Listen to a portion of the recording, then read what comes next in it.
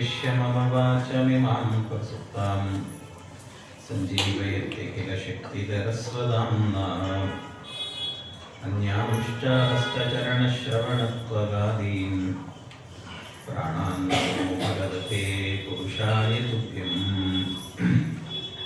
भवदगोष्ठेन तातप्यमानान् भुवि परं नाथमप्रेक्षमाणान् भुवनमान्येन च अन्येन दोष्णा भवतु भीर्मा इति नः सान्त्वयन्तम् प्रणतवान् प्राणिनां प्राणभूतं प्रणतिभिः प्रीणये पूर्णबोधम् तपो विद्या विरक्त्यादि सद्गुणभोगाकरानहम् वादिराजगुरून् वन्दे हयग्रीवपदाश्रयान् मुकोऽपि यत्प्रसादेन मुकुन्दशयनायते राजराजायते रिक्तो राघवेन्द्रं तमाश्रये अनवद्यात्मचारित्रं वादिकद्योतभास्करम् विद्यामान्यगुरुं वन्दे विद्याविद्योतभास्वरम् तपस्वाध्यायशुश्रूषा कृष्णपूजारतं मुनिम् विश्वेशमिष्टदं वन्दे परिव्राट्चक्रवर्तिनम्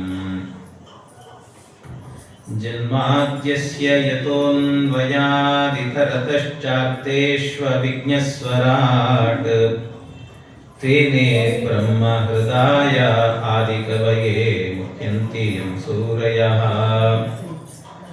तेजो वारिमृदां यथा विनिमयो यत्र त्रिसर्गो मृषा धाम्ना स्वेन सदा निरस्तकुहकं सत्यं परं धीमहि यं प्रौरजन्तमनुपेतमपेतकृत्यं द्वैपायनो विरहकातर आजुहाव पुत्रेति तन्मयतया तरवोऽपि नेतुः तं सर्वभूतहृदयं मुनिमानतोऽस्मि निगमकल्पतरोर्गलितं फलं शुकमुखादमृतद्रवसंयुतं पिबत भागवतं रसमालयं मुहुरहो रसिका भुवि भावुकाः ಹರಿಕಥಾಮೃತಸಾರ ಗುರುಗಳ ಕರುಣದಿಂದ ಪನಿತು ತೇಳುವೆ ಪರಮ ಭಗವದ್ಭಕ್ತರಿದನಾದರದಿ ಕೇಳುವುದು. ಶ್ರೀ ಗುರುಭ್ಯೋ ನಮಃ. ಹರಿ ಓಂ ಹರಿ ಓಂ ಹರಿ ಓಂ. ಭಗವಂತ ಕೃಷ್ಣ ಪರಮಾತ್ಮ ನಂದಗೋಕುಲವನ್ನು ಬಿಟ್ಟು ವೃಂದಾವನಕ್ಕೆ ತೆರಳೋಣ ಅಂತ ಎಲ್ಲರಿಗೂ ಹೇಳಿದ ಪರಮಾತ್ಮ. ಆದರೆ ವೃಂದಾವನಕ್ಕೆ ಹೋಗಬೇಕು ಅಂದಾಗ ಯಾರೂ ಒಪ್ಪಲಿಲ್ಲ. ಯಾಕೆ ಅಂತಂದ್ರೆ ಕೃಷ್ಣನಿಗೆ ಹೇಳಿದ್ರಂತೆ, ಕೃಷ್ಣ ಇದ್ದಕ್ಕಿದ್ದಾಗೆ ವೃಂದಾವನ ಅಂತಂದ್ರೆ ಹೇಗೆ, ನೀನಿರೋ ಜಾಗದಲ್ಲಿ ಸೇಫ್ಟಿ ಇರ್ತದೆ ಅಂತ ನಾವೆಲ್ಲ ದೊಡ್ಡ ದೊಡ್ಡ ಮನೆ ಕಟ್ಕೊಂಡು ಕೂತ್ಬಿಟ್ಟಿದ್ದೀವಿ. ಈಗ ಇದ್ದಕ್ಕಿದ್ದಾಗೆ ಬಿಟ್ಟು ಹೋಗೋಣ ಅಂದ್ರೆ ಹೇಗಾಗ್ತದೋ ಕೃಷ್ಣ, ಇದೆಲ್ಲ ಆಗಲ್ಲಪ್ಪ, ಬೇಡ, ನಾವು ವೃಂದಾವನಕ್ಕೆ ಹೋಗೋದು ಬೇಡ ಅಂತಂದ್ರು. ಪರಮಾತ್ಮ ಹೇಳಿದ, ಇಲ್ಲ, ಹೋಗಬೇಕು. ಭಗವಂತನ ಉದ್ದೇಶ ಏನು ಅಂದ್ರೆ ನೀವು ಮನೆ ಕಟ್ಟಿದ್ರಿಂದಲೇ ಸಮಸ್ಯೆ ಆಗಿದೆ ಅಂತಾನೆ. ಯಾಕೆ ಅಂದ್ರೆ ನೀವು ಮನೆಗಳು ಕಟ್ಟೋದ್ರಿಂದ ಏನಾಯ್ತು ಅಂದ್ರೆ ಹಸುಗಳಿಗೆ ಮೇವಿಲ್ಲದಂತೆ ಆಗಿದೆ. ಘೋಷೋಯಂ ನಗರಾಯತೆ, ಭಗವಂತ ಹೇಳ್ತಾನೆ. ಘೋಷ ಅಂದ್ರೆ ಹಳ್ಳಿ ಅಂತ ಅರ್ಥ. ಹಳ್ಳಿ ಹೋಗಿ ಪಟ್ಟಣ ಸಿಟಿ ಆಗೋಗಿದೆ. ಯಾವಾಗಲೂ ದೇವರು ಹೇಳ್ತಾನೆ, ಸಿಟಿ ಆಯಿತು ಅಂದ್ರೆ ಅದಕ್ಕೆ ಗೋವುಗಳಿಗೆ ಮೇವಿರುವುದಿಲ್ಲ. ಹಳ್ಳಿ ಆದ್ರೆ ಸುತ್ತಮುತ್ತಲೂ ಮೇವಿರ್ತದೆ, ಬೇಕಾದಾಗಿರ್ತವೆ. ಅದರಿಂದ ಅದು ಇಲ್ಲ, ಆದ್ರಿಂದ ಇಲ್ಲಿ ಇರ್ಲಿಕ್ಕೆ ಆಗ್ತಾ ಇಲ್ಲ ನನಗೆ ಅಂತ ಭಗವಂತ ಹೇಳಿದ.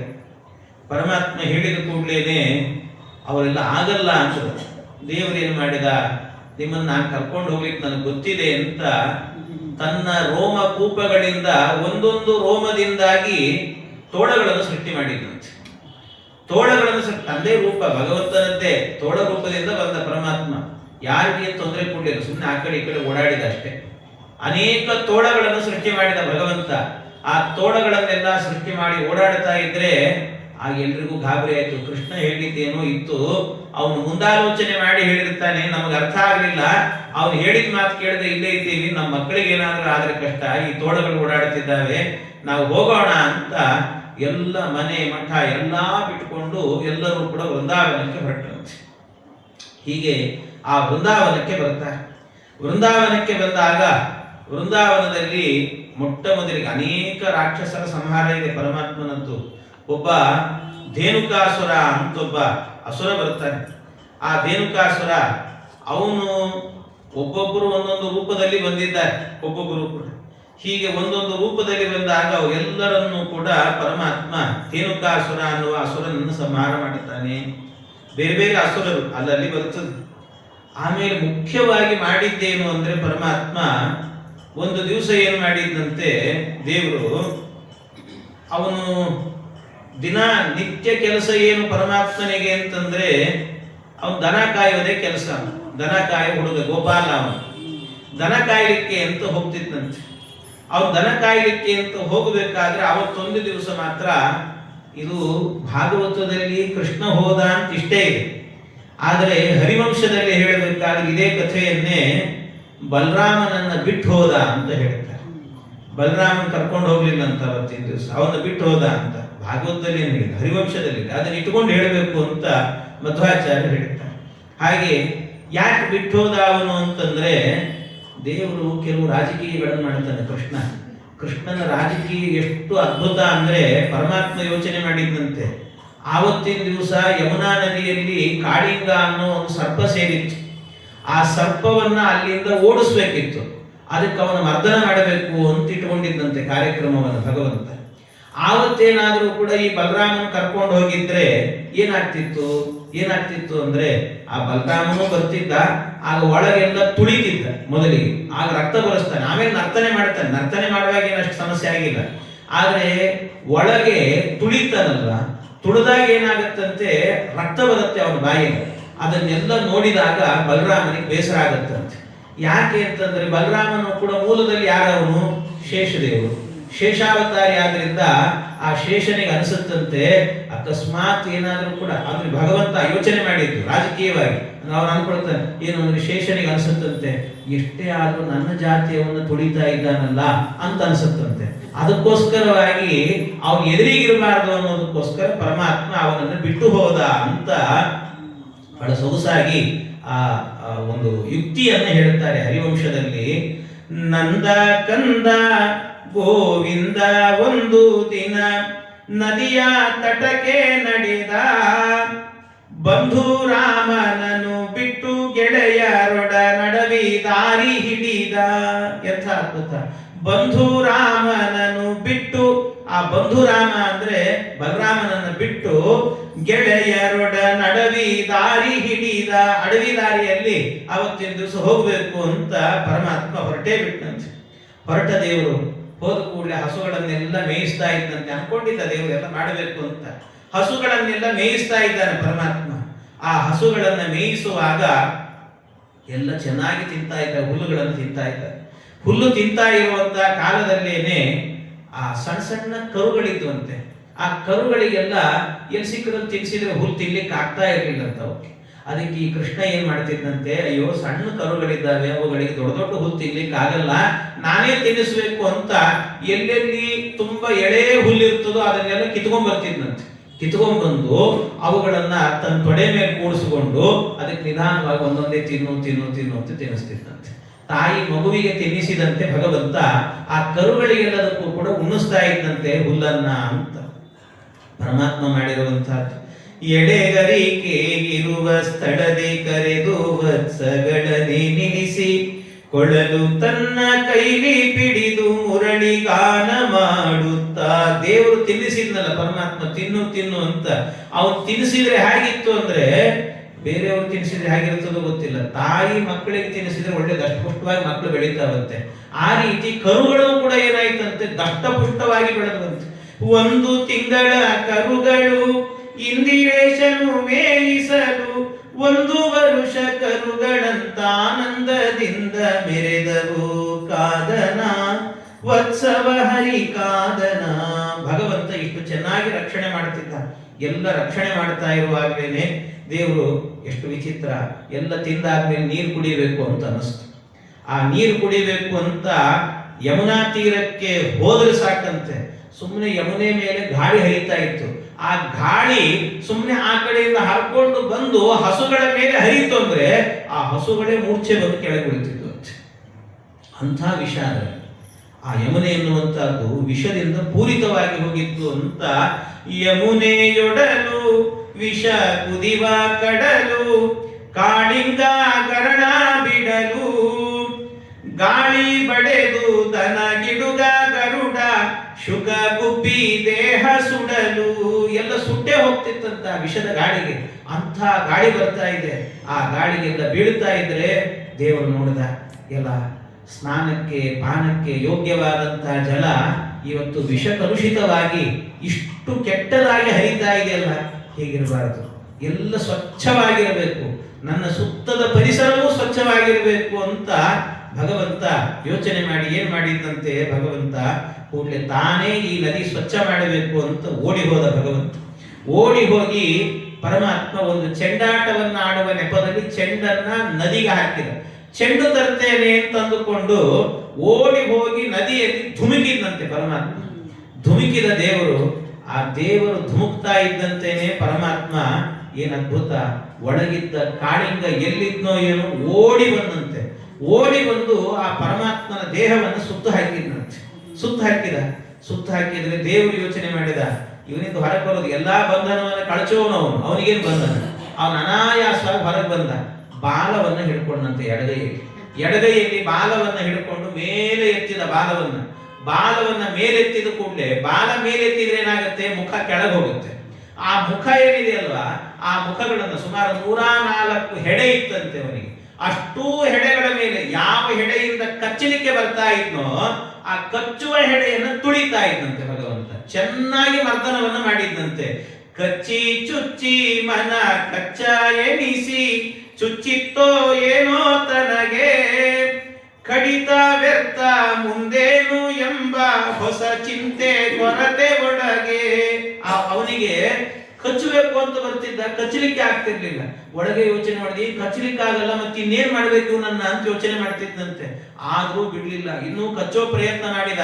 ಎಷ್ಟು ಕಚ್ಚಲಿಕ್ಕೆ ಪ್ರಯತ್ನ ಮಾಡಿದ್ರು, ತುಳದ ಭಗವಂತ. ಅವನು ತುಳದದ್ದಕ್ಕೆ ಎಷ್ಟರ ಮಟ್ಟಿಗೆ ಆಯಿತು ಅಂದ್ರೆ ಅವನ ಬಾಯಲ್ಲೇ ರಕ್ತ ಬರ್ಲಿಕ್ಕೆ ಶುರುವಾಯಿತು.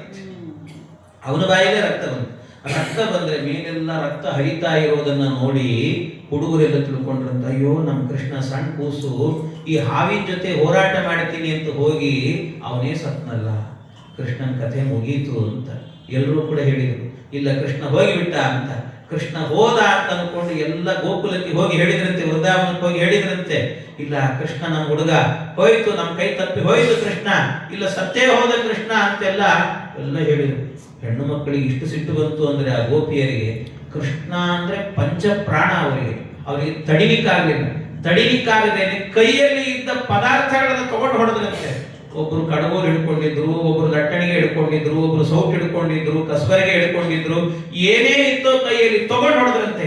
ಎಂತ ಸುದ್ದಿ ಹೇಳ್ತಿರೋ ನೀವೆಲ್ಲ, ಕೃಷ್ಣ ಸತ್ತ ಅಂತ ಹೇಳ್ತಾ ಇದ್ದೀರಲ್ಲ, ಇದನ್ನ ಕೇಳಲಿಕ್ಕಾಗಲ್ಲ, ಬನ್ನಿ ನಾವು ನೋಡ್ತೇವೆ ಅಂತ ಎಲ್ಲ ಅವರ ಹಿಂದಿಂದೆ ಓಡಿ ಬಂದ್ರಂತೆ.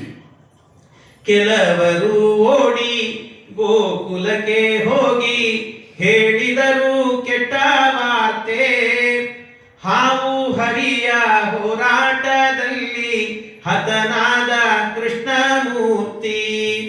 ಸುದ್ದಿ ಹೇಳಿದ ಮತ್ತು ಹುಡುಗರ ಒದ್ದು ಬುದ್ಧಿ ಹೊಡೆದು, ಶುದ್ಧ ಸುಳ್ಳು ಇದು ಕಳ್ಳ ಕೃಷ್ಣ ಸಾಯುವನೇ ಹಾವು ಕಡಿದು. ಅವನಿಗೆಲ್ಲೋ ಇದೆ ಸಾವು, ಸರ್ವೋತ್ತಮ ಭಗವಂತ, ಬನ್ನಿ ಹೋಗೋಣ ಅಂತ ಎಲ್ಲರೂ ಕೂಡ ಹಿಂದೆ ಹೋದ್ರಂತೆ.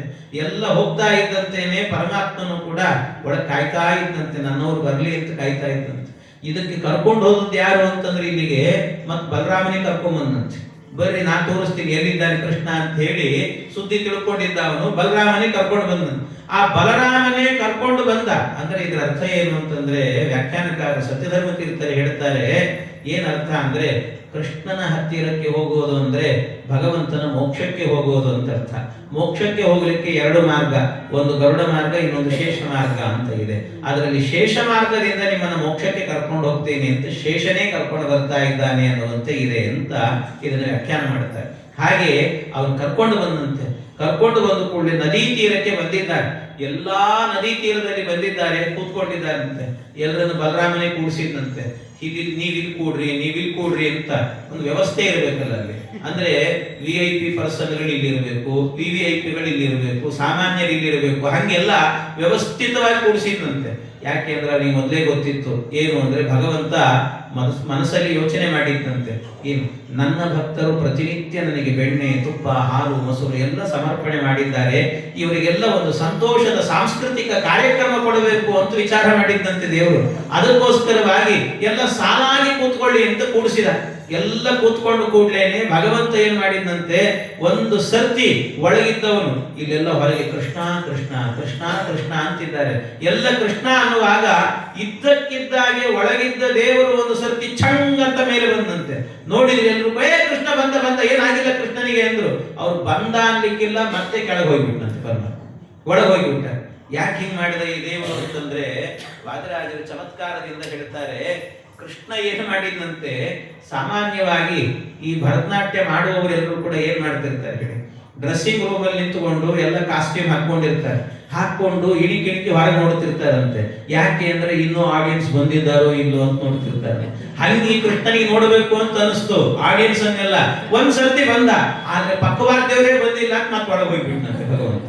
ಹೀಗೆ ಅಂತ ಚಮತ್ಕಾರದಿಂದ ಹೇಳ್ತಾರೆ ಅದನ್ನೆಲ್ಲ. ಹಾಗೆ ಆ ಭಗವಂತ ಒಳಗೆ ಹೋದ ಪರಮಾತ್ಮ, ಹೋದವನು ಮತ್ತೆ ಬಿಡ್ಲಿಲ್ಲ, ಅವನ ಬಾಲ ಹಾಗೆ ಹಿಡ್ಕೊಂಡಂತೆ, ಎತ್ತಿ ಹಿಡ್ಕೊಂಡ ಮತ್ತೆ ತುಳಿಲಿಕ್ಕೆ ಶುರು ಮಾಡಿದ. ಇದನ್ನು ಮಾಡುವಾಗ ಇದರಲ್ಲೂ ಒಂದು ಸಂದೇಶ ಕೊಟ್ಟಿದ್ದಾನೆ ಪರಮಾತ್ಮ ಅಂತ ವಾದರಾಜ ಸ್ವಾಮಿಗಳು ಹೇಳ್ತಾರೆ. ಬಾಲವನ್ನು ಎತ್ತಿ ಹಿಡಿದ, ಆದರೆ ಹೆಡೆಯನ್ನು ತುಳಿದ. ಯಾಕೆ ಅಂದ್ರೆ ಹೆಡೆ ಕಚ್ಚಲಿಕ್ಕೆ ಬಂದಿದೆ, ಅದನ್ನು ತಪ್ಪು ಮಾಡಿದೆ, ಅದನ್ನು ತುಳಿದ ಭಗವಂತ. ಬಾಲ ತಪ್ಪು ಮಾಡಿಲ್ಲ, ಆದ್ರಿಂದ ಎತ್ತಿ ಹಿಡಿದ. ಅಂದ್ರೆ ಯಾರು ಜೀವನದಲ್ಲಿ ತಪ್ಪು ಮಾಡಲ್ಲ ಅವರನ್ನ ಎತ್ತಿ ಹಿಡಿತೇನೆ, ತಪ್ಪು ಮಾಡುವವರನ್ನ ತುಳಿತೇನೆ ಅನ್ನುವ ಸಂದೇಶವನ್ನು ಭಗವಂತ ಕೊಟ್ಟಂತೆ ದೇವರು. ಈ ರೀತಿ ಒಂದು ಸಂದೇಶ, ಇಂಥ ಅನೇಕ ಸಂದೇಶಗಳನ್ನು ಇನ್ನೊಂದು ವಾದರಾಜ ಸ್ವಾಮಿಗಳು ಚಮತ್ಕಾರದಿಂದ ಹೇಳ್ತಾರೆ. ಅದು ನಮ್ಮ ಭಾಷೆಯಲ್ಲಿ ಯಾವಾಗಲೂ ಹೇಳ್ತಿರ್ತೀನಿ ನಾನು. ಈಗ ವಾದರಾಜ ಹೇಳೋದು ಒಂದು ಚೀಲದ ದೃಷ್ಟಾಂತವನ್ನು ಕೊಟ್ಟು ಹೇಳ್ತಾರೆ. ಅದನ್ನ ಯಾವ ರೀತಿ ಅಂತಂದ್ರೆ, ಕೃಷ್ಣ ಬಾಲದ ತುದಿ ಹಿಡ್ಕೊಂಡಿದ್ದಂತೆ. ಯಾಕೆ ಬಾಲದ ತುದಿ ಹಿಡ್ಕೊಂಡಿದ್ದ ದೇವರು ಕೃಷ್ಣ ಅಂತಂದ್ರೆ, ಅವನಿಗೆ ಅನ್ನಿಸ್ತಂತೆ ಒಂದ್ಸರ್ತಿ ಅವನು ಎಲ್ಲೆಲ್ಲಿ ಹೋಗ್ತಿದ್ನೋ ಎಲ್ಲರಿಂದಲೂ ಒಂದೊಂದು ಕಲಿತಿದ್ದಂತೆ ದೇವರು. ಅವನಿಗೆ ಕಲಿಸೋನು ಆದ್ರೂ ಅವ್ನು ಕಲ್ತಿದ್ದಂತೆ. ಏನ್ ಕಲ್ತಿದ್ದ ಅಂದ್ರೆ, ಒಬ್ಬ ಗೋಪಿ ಮನೆಗೆ ಹೋಗಿದ್ದಂತೆ. ಆ ಗೋಪಿ ಯಾರು ಅಂತಂದ್ರೆ, ಒಬ್ಬ ಉತ್ತರದ ಕಡೆಯವನು, ಆ ಉತ್ತರದ ವೃಂದಾವನದ ಹುಡುಗ ಒಬ್ಬ, ಅವನು ಈ ದಕ್ಷಿಣ ಭಾರತ ಯಾತ್ರೆ ಮಾಡಬೇಕು ಅಂತ ಬಂದಿದ್ದಂತ. ದಕ್ಷಿಣ ಭಾರತ ಯಾತ್ರೆಯನ್ನು ಮಾಡಬೇಕು ಅಂತ ಆ ಕಡೆಯಿಂದ ಬಂದಿದ್ದ, ಅವನು ಹೈದರಾಬಾದ್ ಕಡೆಯಿಂದ ಬಂದಿದ್ದ. ಹೋಗುವಾಗ ಹುಬ್ಬಳ್ಳಿ ಪೂನಾದ ಮೇಲೆ ಹೋಗಿದ್ದಂತ ವಾಪಸ್.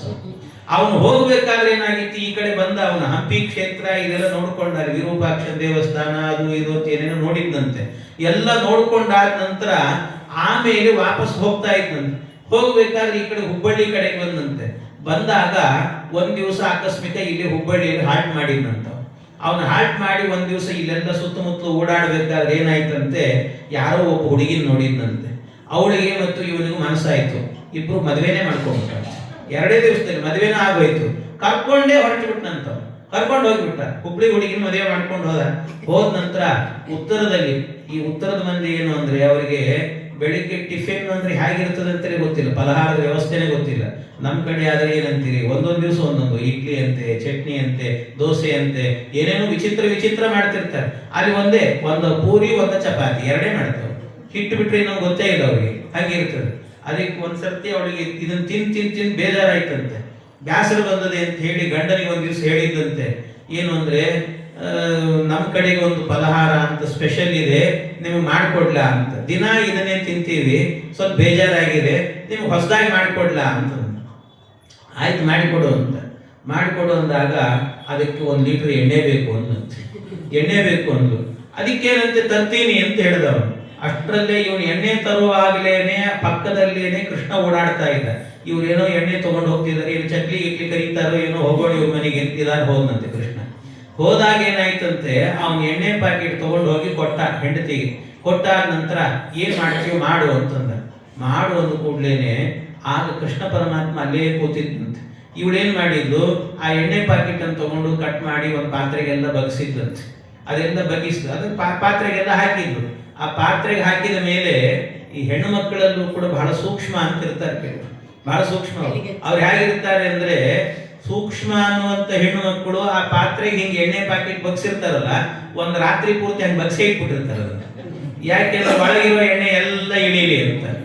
ಇನ್ ಕೆಲವರು ಮನೆ ಹಾಳ ಹೆಣ್ಮಕ್ಳು ಅಂತ ಇರ್ತಾರೆ. ಅವ್ರು ಹೇಗೆ ಅಂತಂದ್ರೆ, ಅವ್ರು ಬಗ್ಸಿಡೋದಿಲ್ಲ, ಅದರಲ್ಲಿ ಇನ್ನೂ ಒಂದ್ ಸೌಟ್ ಎಣ್ಣೆ ಇರ್ತದೆ, ಇರುವಾಗ್ಲೇನೆ ಅದನ್ನ ತೆಗೆದು ಡಸ್ಟ್ಬಿನ್ ಹಾಕಿಬಿಟ್ಟಿರ್ತಾರೆ. ಇವರೆಲ್ಲ ಮನೆ ಹಾಳು ಅಂತ ಅರ್ಥ. ಹಾಗೆ ಅದನ್ನ ಆದ್ರೆ ಅವ್ಳು ಹುಡುಗಿ ಬಹಳ ಸೂಕ್ಷ್ಮ ಇದ್ದವಳು, ಅದನ್ನೆಲ್ಲ ಬಗ್ಗಿಸಿದ್ದಂತೆ. ಆದ್ಮೇಲೆ ಬಗ್ಗಿಸಿ ಆದ ನಂತರ ನೋಡಿದ್ರೆ ಏನ್ ಮಾಡ್ತಾಳೆ ಇವಳು, ಆಮೇಲೆ ಒಂದ್ ಸ್ವಲ್ಪ ಹೊತ್ತು ಆದ ನಂತರ ಏನ್ ಮಾಡಿದ್ದಂತೆ, ಆ ಎಣ್ಣೆ ಪ್ಯಾಕೆಟ್ ಅನ್ನು ತಗೊಂಡು ಅದನ್ನ ತುದಿ ಹಿಡಿದಂತೆ. ತುದಿ ಹಿಡಿದು ಎಳೆದು ಎಳೆದು ಎಳೆದು ಎಳೆದು ಒಂದ್ ಹನಿ ಎಣ್ಣೆ ಇರಬಾರ್ದು ಅದರಲ್ಲಿ, ಅಷ್ಟು ಬಗ್ಗಿಸಿದ್ದಂತೆ. ಎಲ್ಲ ಬಗ್ಗಿಸಿ ಆದ ನಂತರ ಆಮೇಲೆ ಮತ್ತಿನ್ನು ವೇಸ್ಟ್ ಆಗಬಾರ್ದಲ್ಲ, ಅದಕ್ಕೆ ಏನ್ ಮಾಡಿದ್ದಂತೆ ವಿಚಾರ ಮಾಡಿದ್ದು, ಒಳಗೆ ಜಿಡ್ಡು ಇರ್ತದೆ, ಆ ಜಿಡ್ಡು ವೇಸ್ಟ್ ಆಗಬಾರ್ದು ಅಂತ ಅದನ್ನೇ ಚೌಕಾಕಾರವಾಗಿ ಕಟ್ ಮಾಡಿದ್ದಂತೆ. ಮಾಡಿ ಗಂಡ ಸ್ನಾನಕ್ಕೆ ಹೋಗ್ತಿದ್ದ, ಬರ್ರಿ ಇಲ್ಲಿ ಅಂತ ಅಂದು ಕೂಡಲೇ ಬಂದವ ಗಂಡ, ಪಾಪ ಬರ್ರಿ ಅಂತ ಪಾಕಿಟ್ ಅನ್ನೇ ತಲೆಗೆ ಹಾಕಿ ಜರ ಜರ ತಿಕ್ಕಿ ಬಿಟ್ಲಂತ ಒಂದ್ಸರಿ, ಹೋಗ್ರಿ ಸ್ನಾನಕ್ಕೆ ಅಂತ. ಇದನ್ನೆಲ್ಲ ಈ ಕೃಷ್ಣ ನೋಡಿದ್ನಂತೆ. ಈ ಕೃಷ್ಣ ನೋಡಿದ್ನಲ್ಲ, ಇದನ್ನ ನೋಡಿ ಆದ ನಂತರ ದೇವರಿಗೆ ಅನಿಸ್ಬಿಡುತ್ತಂತೆ. ಅದು ಯಾವಾಗ ಈ ಕಾಳಿಕ ವರ್ಧನ ಮಾಡುವಾಗ ನೆನಪು ಬಂದ್ಬಿಡುತ್ತಂತೆ. ಏನ್ ನೆನಪು ಬಂತು ಅಂದ್ರೆ, ಅಲ್ಲ ಆ ಗೋಪಿ ಆವತ್ತಿನ ದಿವಸ ಎಣ್ಣೆಯನ್ನ ಹೊರಗೆ ಹಾಕಬೇಕಾದ್ರೆ ಪಾಕಿಟಿಂದ ತುದಿ ಹಿಡಿದು ಹೊರಗೆ ಹಾಕಿದ್ದಾಳೆ. ಇವತ್ತು ನಿನ್ನೊಳಗಿರುವ ವಿಷವನ್ನು ಹೊರಗೆ ಹಾಕಬೇಕು ಅಂದ್ರೆ ತುದಿ ಹಿಡಿದು ಹಾಕಬೇಕು ಅನ್ನೋದಕ್ಕೋಸ್ಕರ ಬಾಲದ ತುದಿ ಹಿಡಿದಿದ್ದಾನೆ ಕೃಷ್ಣ ಅಂತ ವಾದರಾಜರು ಹೇಳುವ ಚಮತ್ಕಾರಗಳಿವೆ ಕೂಡ. ಹೀಗೆ ಆ ಪರಮಾತ್ಮ ಹಿಡಿದಂತೆ. ಅಷ್ಟರಲ್ಲಿ ಎಲ್ಲ ಆ ಪಕ್ಕವಾದ್ಯದವರು ಕೂಡ ಬಂದಿದ್ದಾರೆ ಅಂತ ಗೊತ್ತಾಯ್ತು ಪರಮಾತ್ಮನಿಗೆ. ಅವರೆಲ್ಲ ಬಂದಿದ್ದಾರೆ ಅಂತ ಗೊತ್ತಾದ ಕೂಡಲೇನೆ ಭಗವಂತ ಓಡಿ ಬರ್ತಾ ಇದ್ದಾನಂತೆ. ಪರಮಾತ್ಮ ಮೇಲಕ್ಕೆ ಆ ಕಾಳಿಂಗನ ಸಮೇತವಾಗಿ ಮೇಲೆ ಬಂದ. ಅವನು ಭಗವಂತ ನರ್ತನೆ ಮಾಡಿದ. ಎಂಥ ನರ್ತನೆ ಅಂತೀರಿ, ಕಣ್ ತುಂಬಿಕೊಳ್ಳಬೇಕು ಅದನ್ನು. ಅಷ್ಟು ದಿವ್ಯವಾಗಿರುವಂತ ನರ್ತನೆ. ಮೇಲೆ ಆಕಾಶದಲ್ಲಿ ದೇವತೆಗಳೆಲ್ಲರೂ ಕೂಡ ನಿಂತು ನೋಡ್ತಾ ಇದ್ರಂತೆ. ಎಂಥ ಅದ್ಭುತವೋ ನಿನ್ನ ನರ್ತನೆ ಅಂತ ಎಲ್ಲ ಆನಂದವನ್ನು ಪಟ್ಟರಂತೆ, ಪರಮಾನಂದವಾಯಿತು ಅಂತ. ಅದಕ್ಕೆ ವಾದರಾಜರು ಹೇಳುತ್ತಾರೆ, ಅನೀನದ ಪದ್ಮಭವೋ ಮೃದಂಗಂ ಜಗೌ ಹನುಮಾನ್ ಜಗತಾಮದೀಶಂ ಅದರ್ಶ ಎತ್ತಾಲಗತೀಕ ಪರ್ದಿ ನನರ್ಥ ಗೋಪಾಲಕ ಬಾಲಮೂಲಿ. ಭಗವಂತ ನರ್ತನೆ ಮಾಡುವಾಗ ಹೇಗಿತ್ತು ಅಂತಂದ್ರೆ, ಚತುರ್ಮುಖ ಬ್ರಹ್ಮದೇವರು ಬಂದು ಡೊಳ್ಳು ಮೃದಂಗ ಇದನ್ನೆಲ್ಲ ಬಾರಿಸ್ತಿದ್ರಂತೆ. ಇನ್ನು ಹನುಮಂತ ದೇವರು ಕಿಂಪುರುಷ ಖಂಡದಿಂದ ಬಂದು ಹಾಡು ಹೇಳ್ತಾ ಇದ್ರಂತೆ. ಇನ್ನು ರುದ್ರದೇವರು ಬಂದು ಎದುರಿಗೆ ಕೂತ್ಕೊಂಡು ತಾಳ ಹಾಕ್ತಾ ಇದ್ರಂತೆ. ಅವರು ತಾಳ ಹಾಕ್ತಿದ್ರು, ಭಗವಂತ ನರ್ತನೆ ಮಾಡ್ತಾ ಇದ್ದ ಅಂತ. ಪರಮಾತ್ಮನ ನರ್ತನೆ ಹೀಗಿತ್ತು ಅಂತ. ಹಾಗೆ ವಾದರಾಜ ಸ್ವಾಮಿಗಳು ಹೇಳಿದನ್ನೇ ಕನಕದಾಸರು ಇನ್ನೂ ಚೆನ್ನಾಗಿ ಹೇಳ್ತಾರೆ ಕನ್ನಡದಲ್ಲಿ. ಅವರ ಗೀತೆಯಲ್ಲಿ ಹೇಳುವಂತ ಮಾತು, ಡೊಳ್ಳಿನ ಮೇಲ್ಕೈ ಪರಮಪ್ಪ ಹಾಕ್ಯಾನ್ಯ ತಾಳವ ಶಿವನಪ್ಪ ತಟ್ಯಾನ್ಯ ಒಳ್ಳೊಳ್ಳೆ ಪದಗಳ ಹನುಮಪ್ಪ ಹಾಡ್ಯಾನ ಚೆಲುವ ಕನಕಪ್ಪ ಕುಣಿದಾನ್ಯ ದೇವಿ ನಮ್ಮ ದ್ಯಾವಾರು ಬಂದವ್ರೆ ಬನ್ನೀರೇ ನೋಡ ಬನ್ನೀರೇ ಬನ್ನೀರೇ ನೋಡ ಬನ್ನೀರೇ ಬನ್ನೀರೇ ನೋಡ ಬನ್ನೀರೇ ಬನ್ನೀರೇ ನೋಡ ಬನ್ನೀರೇ. ಭಗವಂತನ ನರ್ತನೆ ಇಷ್ಟು ಸುಂದರವಾಗಿತ್ತಂತೆ. ಇದನ್ನೇ ಬಗೆ ಬಗೆಯ ನೂತನವ ಕಾಣುತ್ತಾ ಅಂತ ಹೇಳ್ತಾರಲ್ಲ. ಒಂದನ್ನೇ ಇನ್ನೊಂದು ರೀತಿಯಲ್ಲಿ ಹೇಳೋದಾದ್ರೆ, ಭಗವಂತ ಅವನ ರಂಗ, ಅವನ ಅಂಗ ಅಂದ್ರೆ ಹೊಕ್ಕಳು. ಅಲ್ಲಿ ಹುಟ್ಟಿದಂತ ಕೂಸು ಯಾರು ಅಂತಂದ್ರೆ ಚತುರ್ಮುಖ ಬ್ರಹ್ಮ. ಅವನು ಮೃದಂಗ ಬಾರಿಸ್ತಾ ಇದ್ದಂತೆ. ಹನುಮಂತ ಕಪಿ ಸೈನ್ಯಕ್ಕೆಲ್ಲ ಅವನೇ ಅಂಗ, ಅಂದ್ರೆ ಅವನೇ ಮುಖ್ಯ. ಅಂತಹ ಹನುಮಂತ ಅವನೇನ್ ಮಾಡಿದ ಅಂದ್ರೆ ಹಾಡು ಹೇಳಿದಂತೆ ಭಗವಂತ. ಆಮೇಲೆ ರುದ್ರದೇವರು ತಾಳ ಹಾಕಿದ್ರು, ಭಗವಂತ ನರ್ತನೆ ಮಾಡಿದ ಅಂತ. ರಂಗ ನಂಗ ನಿಂ ಪುಟ್ಟಿದಂಗ ಬಾರಿಸಿದ ಚೆಲು ಮೃದಂಗ ಕಪಿ ಸೈನ್ಯದಂಗ ಪವ ಭಂಗ ಹಾಡಿದ ಹನುಮಾನೆಂಬ ಮಂಗ ಜುಟ್ಟ ಕಟ್ಟಿ ಬಲು ತಾಳ ತಟ್ಟಿ ಶಿವನಿಂದ ಧರಿಸಿ ಗಂಗಾ ಕಾಳಿಂಗನೆಂಬ ಚೆಲು ರಂಗ ಸ್ಥಳದಿ ಕುಣಿದಿಹನು ಮಂಗಳಾಂಗ. ಭಗವಂತನ ನರ್ತನೆ ಇಷ್ಟು ಚೆನ್ನಾಗಿ ಕಾಳಿಂಗನೆಂಬಂತಹ ರಂಗಸ್ಥಳದಲ್ಲಿ ನರ್ತನೆ ಮಾಡಿದ ಅಂತ ಹೇಳ್ತಾರೆ. ಹೀಗೆ ಪರಮಾತ್ಮ ಮಾಡಿದಂತ ನರ್ತನೆ ಇದೇ ಕಾಲದಲ್ಲಿ ಎಲ್ಲ ನೋಡಿದ್ರಂತೆ. ಎಂಥ ಅದ್ಭುತವಾದ ನರ್ತನೆ, ಭಗವಂತ ಪ್ರಸನ್ನನಾದಂತ ಕಾಲ ಇದು ಅಂತ ಎಲ್ಲರೂ ಕೂಡ ತಮ್ಮ ಮನೋಭೀಷ್ಟಗಳನ್ನೆಲ್ಲ ಕೇಳಿದ್ರಂತೆ. ಆ ಪ್ರಸಂಗವನ್ನ ಕೇಳುವಾಗಲೂ ಕೂಡ ದೇವರಲ್ಲಿ ಪ್ರಾರ್ಥನೆ ಮಾಡಿದ್ರೆ ಸಾಕಂತೆ, ಅದನ್ನು ಕೇಳಿದ್ದನ್ನು ಕೊಡ್ತಾನಂತೆ ಭಗವಂತ. ಇಷ್ಟದ ಅಂತ ಹೇಳ್ತಾರೆ, ಕೇಳಿದ್ದನ್ನು ಕೊಡ್ತಾನಂತೆ. ಪರಮಾತ್ಮ ನರ್ತನೆ ಮಾಡ್ತಿದ್ದ. ಉರಗನ ಮೇಲೆ ಹಾರಿ ಹಾರಿ ಕುಣಿವಾಗ ಯಾರ್ಯಾರಿಗೆ ಏನೇನೋ ಇತ್ತ ಅನ್ಯ, ಯಾರ್ಯಾರು ಕೇಳಿದ್ದನ್ನು ಕೊಟ್ಟಂತೆ ಪರಮಾತ್ಮ. ಇದನ್ನ ನೋಡಿ ಇದೇ ಸರಿಯಾದ ಕಾಲ ಅಂತ ಆ ಕಾಳಿಂಗನ ಹೆಂಡತಿ ಓಡಿ ಬಂದು ಸೆರಗನ್ನ ಹಾಸಿ ಪತಿಭಿಕ್ಷಾಂ ದೇಹಿ ಅಂತ ಕೇಳಿದ್ದಂತೆ.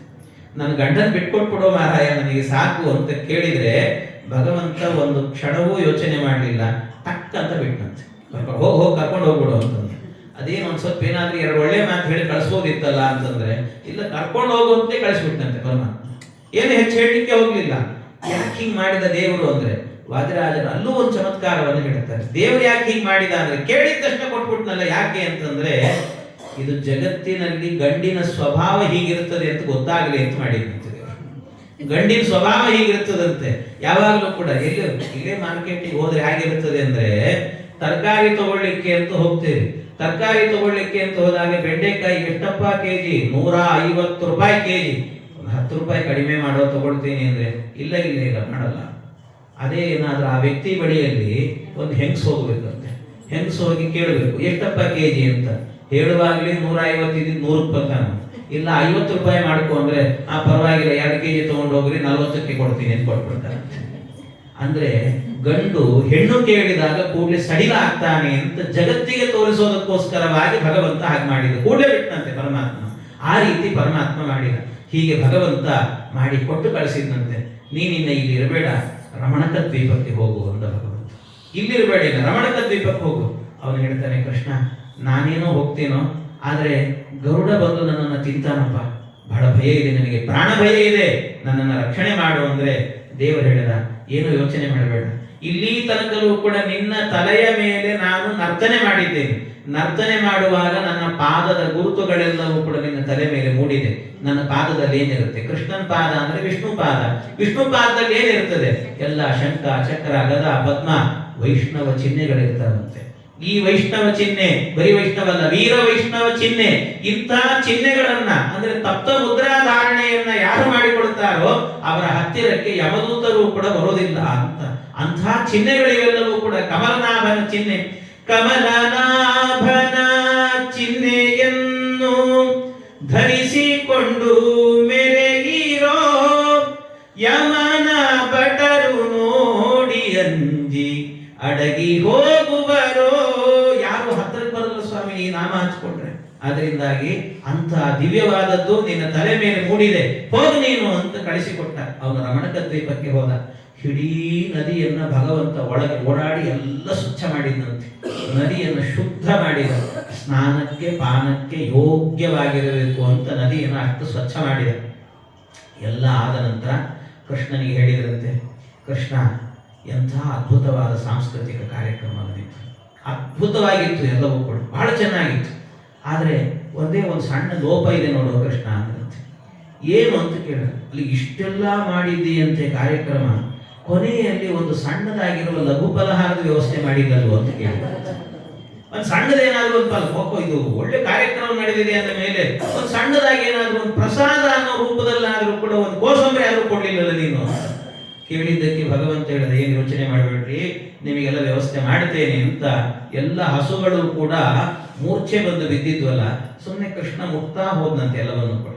ಎಲ್ಲ ಸ್ಪರ್ಶ ಮಾಡ್ತಾ ಹೋದ್ರೆ ಎಲ್ಲ ಎದ್ದು ನಿಂತುಕೊಂಡು ಕೆಚ್ಚಲು ತುಂಬಾ ಹಾಲು ತುಂಬಿತಂತ. ಅವಕ್ಕೆಲ್ಲ ಹಾಲು ತುಂಬಿದಾಗ ಭಗವಂತ ಅಲ್ಲೇ ಒಂದು ಪಾತ್ರೆ ತಯಾರು ಮಾಡಿ ದೊಡ್ಡದಾಗಿ ಎಲ್ಲ ಹಾಲುಗಳನ್ನ ಕರೆದ ಭಗವಂತ. ಕರೆದು ಅಲ್ಲೇ ಹಾಲನ್ನು ಚೆನ್ನಾಗಿ ಕೊತ ಕೊತ ಕೊತ ಕೊತ ಅಂತ ಕುದಿಸಿದಂತೆ. ಕುದಿಸಿ ಅನೇಕ ಪದಾರ್ಥಗಳನ್ನು ಮಾಡ್ತೇನೆ ಅಂತ ಪರಮಾತ್ಮ ಅನೇಕ ಪದಾರ್ಥಗಳನ್ನ ಮಾಡಿ ಆಗ ಎಲ್ರಿಗೂ ಹಚ್ಚಿದಂತೆ. ಬರೀ ಸಿಹಿ ಸಿಹಿಯಾಗಿರಬೇಕು ಅಂತ ಕೃಷ್ಣ ಮೊದಲು ಮಾಡಿಕೊಟ್ಟಂತ ಪದಾರ್ಥಗಳು ಒಂದು ಧಾರವಾಡ ಪೇಡ, ಬೆಳಗಾಂ ಕುಂದ, ಇದನ್ನೆಲ್ಲ ಮಾಡಿಕೊಟ್ಟಂತೆ ಪರಮಾತ್ಮ. ಎಲ್ಲ ತಿಂದ್ರು. ಆವತ್ತಿನಿಂದ ನಮ್ಮ ಮಂದಿ ಎಲ್ಲ ಏನು ಅಂದ್ರೆ ಹಾಲಿನ ಪದಾರ್ಥ ಏನ್ ಮಾಡಿದ್ರು ಮಡಿಗೆ ಬರ್ತದೆ, ತಗೊಳ್ರಿ ತಗೊಳ್ರಿ. ಯಾಕೆ? ಕೃಷ್ಣ ಮಾಡಿದ್ದು ಅಂತ. ಬಾಸುಂದಿ ಎಲ್ಲೋ ಮಾಡಿರ್ತಾರೆ, ಪರವಾಗಿ ನಡೀತದದು ಕೃಷ್ಣ ಮಾಡಿದ್ದು ಅಂತ. ಬಾಸುಂದಿ ಮಾಡಿ ಎಲ್ಲರಿಗೂ ಹಂಚಿದ್ದಾನೆ ಈ ಕೃಷ್ಣ ಕಾಳಿಂಗ ಮರ್ದನದ ಕಾಲದಲ್ಲಿ, ಅದರಿಂದ ಮಡಿ ಬರ್ತದೆ ತಗೊಳ್ರಿ ಅಂತ ಹೇಳ್ತಿರ್ತಾರಂತೆ.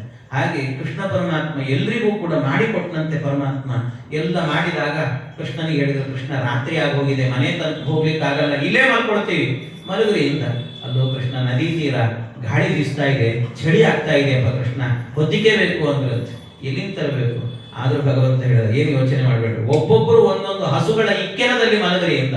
ಹಸುಗಳ ಹತ್ತಿರದಲ್ಲಿ ಬೆಚ್ಚಿಗಿರ್ತದಂತೆ, ಅದನ್ನು ತೋರಿಸಿಕೊಟ್ಟ ಪರಮಾತ್ಮ. ಎಲ್ಲ ಇಕ್ಕೆಲದಲ್ಲಿ ಮಲಗಿದ್ರು, ಎಲ್ಲ ರಾತ್ರಿ ಎಲ್ಲ ಕಳೆದರಂತೆ, ಬೆಳಿಗ್ಗೆ ಎದ್ದು ಮನೆಗೆ ಹೋದ್ರು ಅಂತ. ಈ ರೀತಿಯಲ್ಲಿ ಪರಮಾತ್ಮ ಇದೆಲ್ಲ ಕಾಳಿಂಗ ಮರ್ದನದ ಕಾಲದಲ್ಲಿ ಮಾಡಿದಂತಹ ಅನೇಕ ಲೀಲೆಗಳು ಭಗವಂತನದ್ದು. ಇಂತಹ ಲೀಲೆಗಳನ್ನೆಲ್ಲ ತೋರಿಸಿದ ಪರಮಾತ್ಮ. ಇದನ್ನೆಲ್ಲ ಆ ಯಮುನೆಯನ್ನು ಶುದ್ಧ ಮಾಡಿದ ಭಗವಂತ. ಎಲ್ಲ ಆಯ್ತು. ಆದ ನಂತರ ಮತ್ತೊಂದು ದಿವಸ ಆಗಬೇಕಾದ್ರೆ ಕೃಷ್ಣ ಪರಮಾತ್ಮ ಈ ಯಮುನಾ ನದಿಯಲ್ಲಿ ಕಾಳಿ ಬಂದು ಕೂತಿದ್ದ. ಈ ಕಾಳಿಂಗ ಯಾಕೆ ಅಂದ್ರೆ ಅದಕ್ಕೆಲ್ಲ ಕತೆ ಹೇಳ್ತಾರೆ. ಕಾಳಿಂಗ ಯಾಕೆ ಅಂದ್ರೆ ಈ ಯಮುನಾ ನದಿಯಲ್ಲಿ ಗರುಡ ಬರ್ಲಿಕ್ಕೆ ಧೈರ್ಯ ಮಾಡ್ತಿರ್ಲಿಲ್ಲ ಅಂತ. ಯಾಕೆ ಅಂದ್ರೆ ಅದು ಗೊತ್ತಿತ್ತು, ಈ ಗರುಡ ಆಗಾಗ ಬಂದು ಅದರಲ್ಲಿರುವ ಮೀನುಗಳನ್ನೆಲ್ಲ ಎತ್ಕೊಂಡು ಹೋಗ್ತಿದ್ದಂತೆ. ಅಲ್ಲಿ ಪಕ್ಕದಲ್ಲಿ ಇದ್ದವರೆಲ್ಲ ಋಷಿಗಳು ಸಂಧ್ಯಾ ವಂದನೆಗೆ ದೇವ್ರ ಪೂಜೆ ಕೂತವರಿಗೆಲ್ಲ ಡಿಸ್ಟರ್ಬ್ ಆಗ್ತಿತ್ತು. ಅವನು ಬಂದು ಆ ಮೀನು ಏನ್ ಒದ್ದಾಡೋದು, ಇವ್ರು ಸಾಳಗ್ರಾಮ ಪೂಜೆ ಮಾಡಬೇಕಾದ್ರೆ ಹಿಂಸೆ ಆಗ್ತಿತ್ತು ಅವರಿಗೆ. ಅದಕ್ಕೆ ನೋಡಿ ಇನ್ನೊಂದ್ ಸರ್ತಿ ಗರುಡ ನೀನ್ ಯಮುನೆ ಕಡೆಗೆ ಬಂದಿ ಅಂದ್ರೆ ನಿನ್ ತಲೆ 1000 ಹೋಳಾಗ್ಲಿ ಅಂತ ಶಾಪ ಹಾಕಿಬಿಟ್ಟಿದ್ರು. ಅದಕ್ಕೆ ಅವ್ರು ಅವನು ಗರುಡ ಬರ್ತಾನೆ ಇರಲಿಲ್ಲ ನನಗೆ. ಅದು ಗೊತ್ತಿದ್ದು ಈ ಕಾಳಿಂಗ ಏನು ಮಾಡಿದ, ಅಲ್ಲಿ ಒಳಗೆ ಹೋಗಿ ಕೂತಿದ್ದಾರೆ. ಅಲ್ಲಿ ಒಳಗೆ ಅದಕ್ಕೆ ಆ ಒಳಗೆ ಕೂತಿದ್ದರಿಂದಾಗಿ ಆ ಭಗವಂತ ಅಲ್ಲಿಂದ ರಮಣಕ ದ್ವೀಪಕ್ಕೆ ಕಳಿಸಿದ ಪರಮಾತ್ಮ. ಆವತ್ತಿನಿಂದಲೂ ಕೂಡ ಕಾಳಿಂಗ ಬರಲಿಲ್ಲ. ಯಮುನೆಯನ್ನೆಲ್ಲ ಶುದ್ಧ ಮಾಡಿದ ಪರಮಾತ್ಮ. ಆಮೇಲೆ ಅನೇಕ ಅಸುರರೆಲ್ಲರೂ ಕೂಡ ಬರ್ತಾರೆ. ಮತ್ತೊಬ್ಬ ಪ್ರಲಂಬಾಸುರ ಅಂತೊಬ್ಬ ಬರ್ತಾನೆ. ಆ ಪ್ರಲಂಬಾಸುರನನ್ನ ಪರಮಾತ್ಮ ಸಂಹಾರ ಮಾಡುತ್ತಾನೆ. ಇನ್ನು ಅನೇಕ ದೈತ್ಯರುಗಳೆಲ್ಲ ಬಂದಿದ್ದಾರೆ. ಅವರ ಕಥೆಗಳನ್ನೆಲ್ಲ ಚಿಕ್ಕದಾಗಿ ಕಥೆಗಳನ್ನು ಹೇಳಿದ್ದಾರೆ ಭಾಗವತದಲ್ಲಿ. ಅವರದೆಲ್ಲ ಪ್ರಲಂಬಾಸುರ ಬಂದ, ಅವನ ಸಂಹಾರ ಆಯಿತು ಅಂತ. ಆಮೇಲೆ ಮುಂದೆ ಒಂದು ಸರ್ತಿ ಏನಾಯ್ತಂತೆ, ಈ ಭಗವಂತ ಅದೇ ಸಂದರ್ಭದಲ್ಲಿ ಅಂದ್ರೆ 2 ಬಾರಿ ಹೇಳ್ತಾರೆ.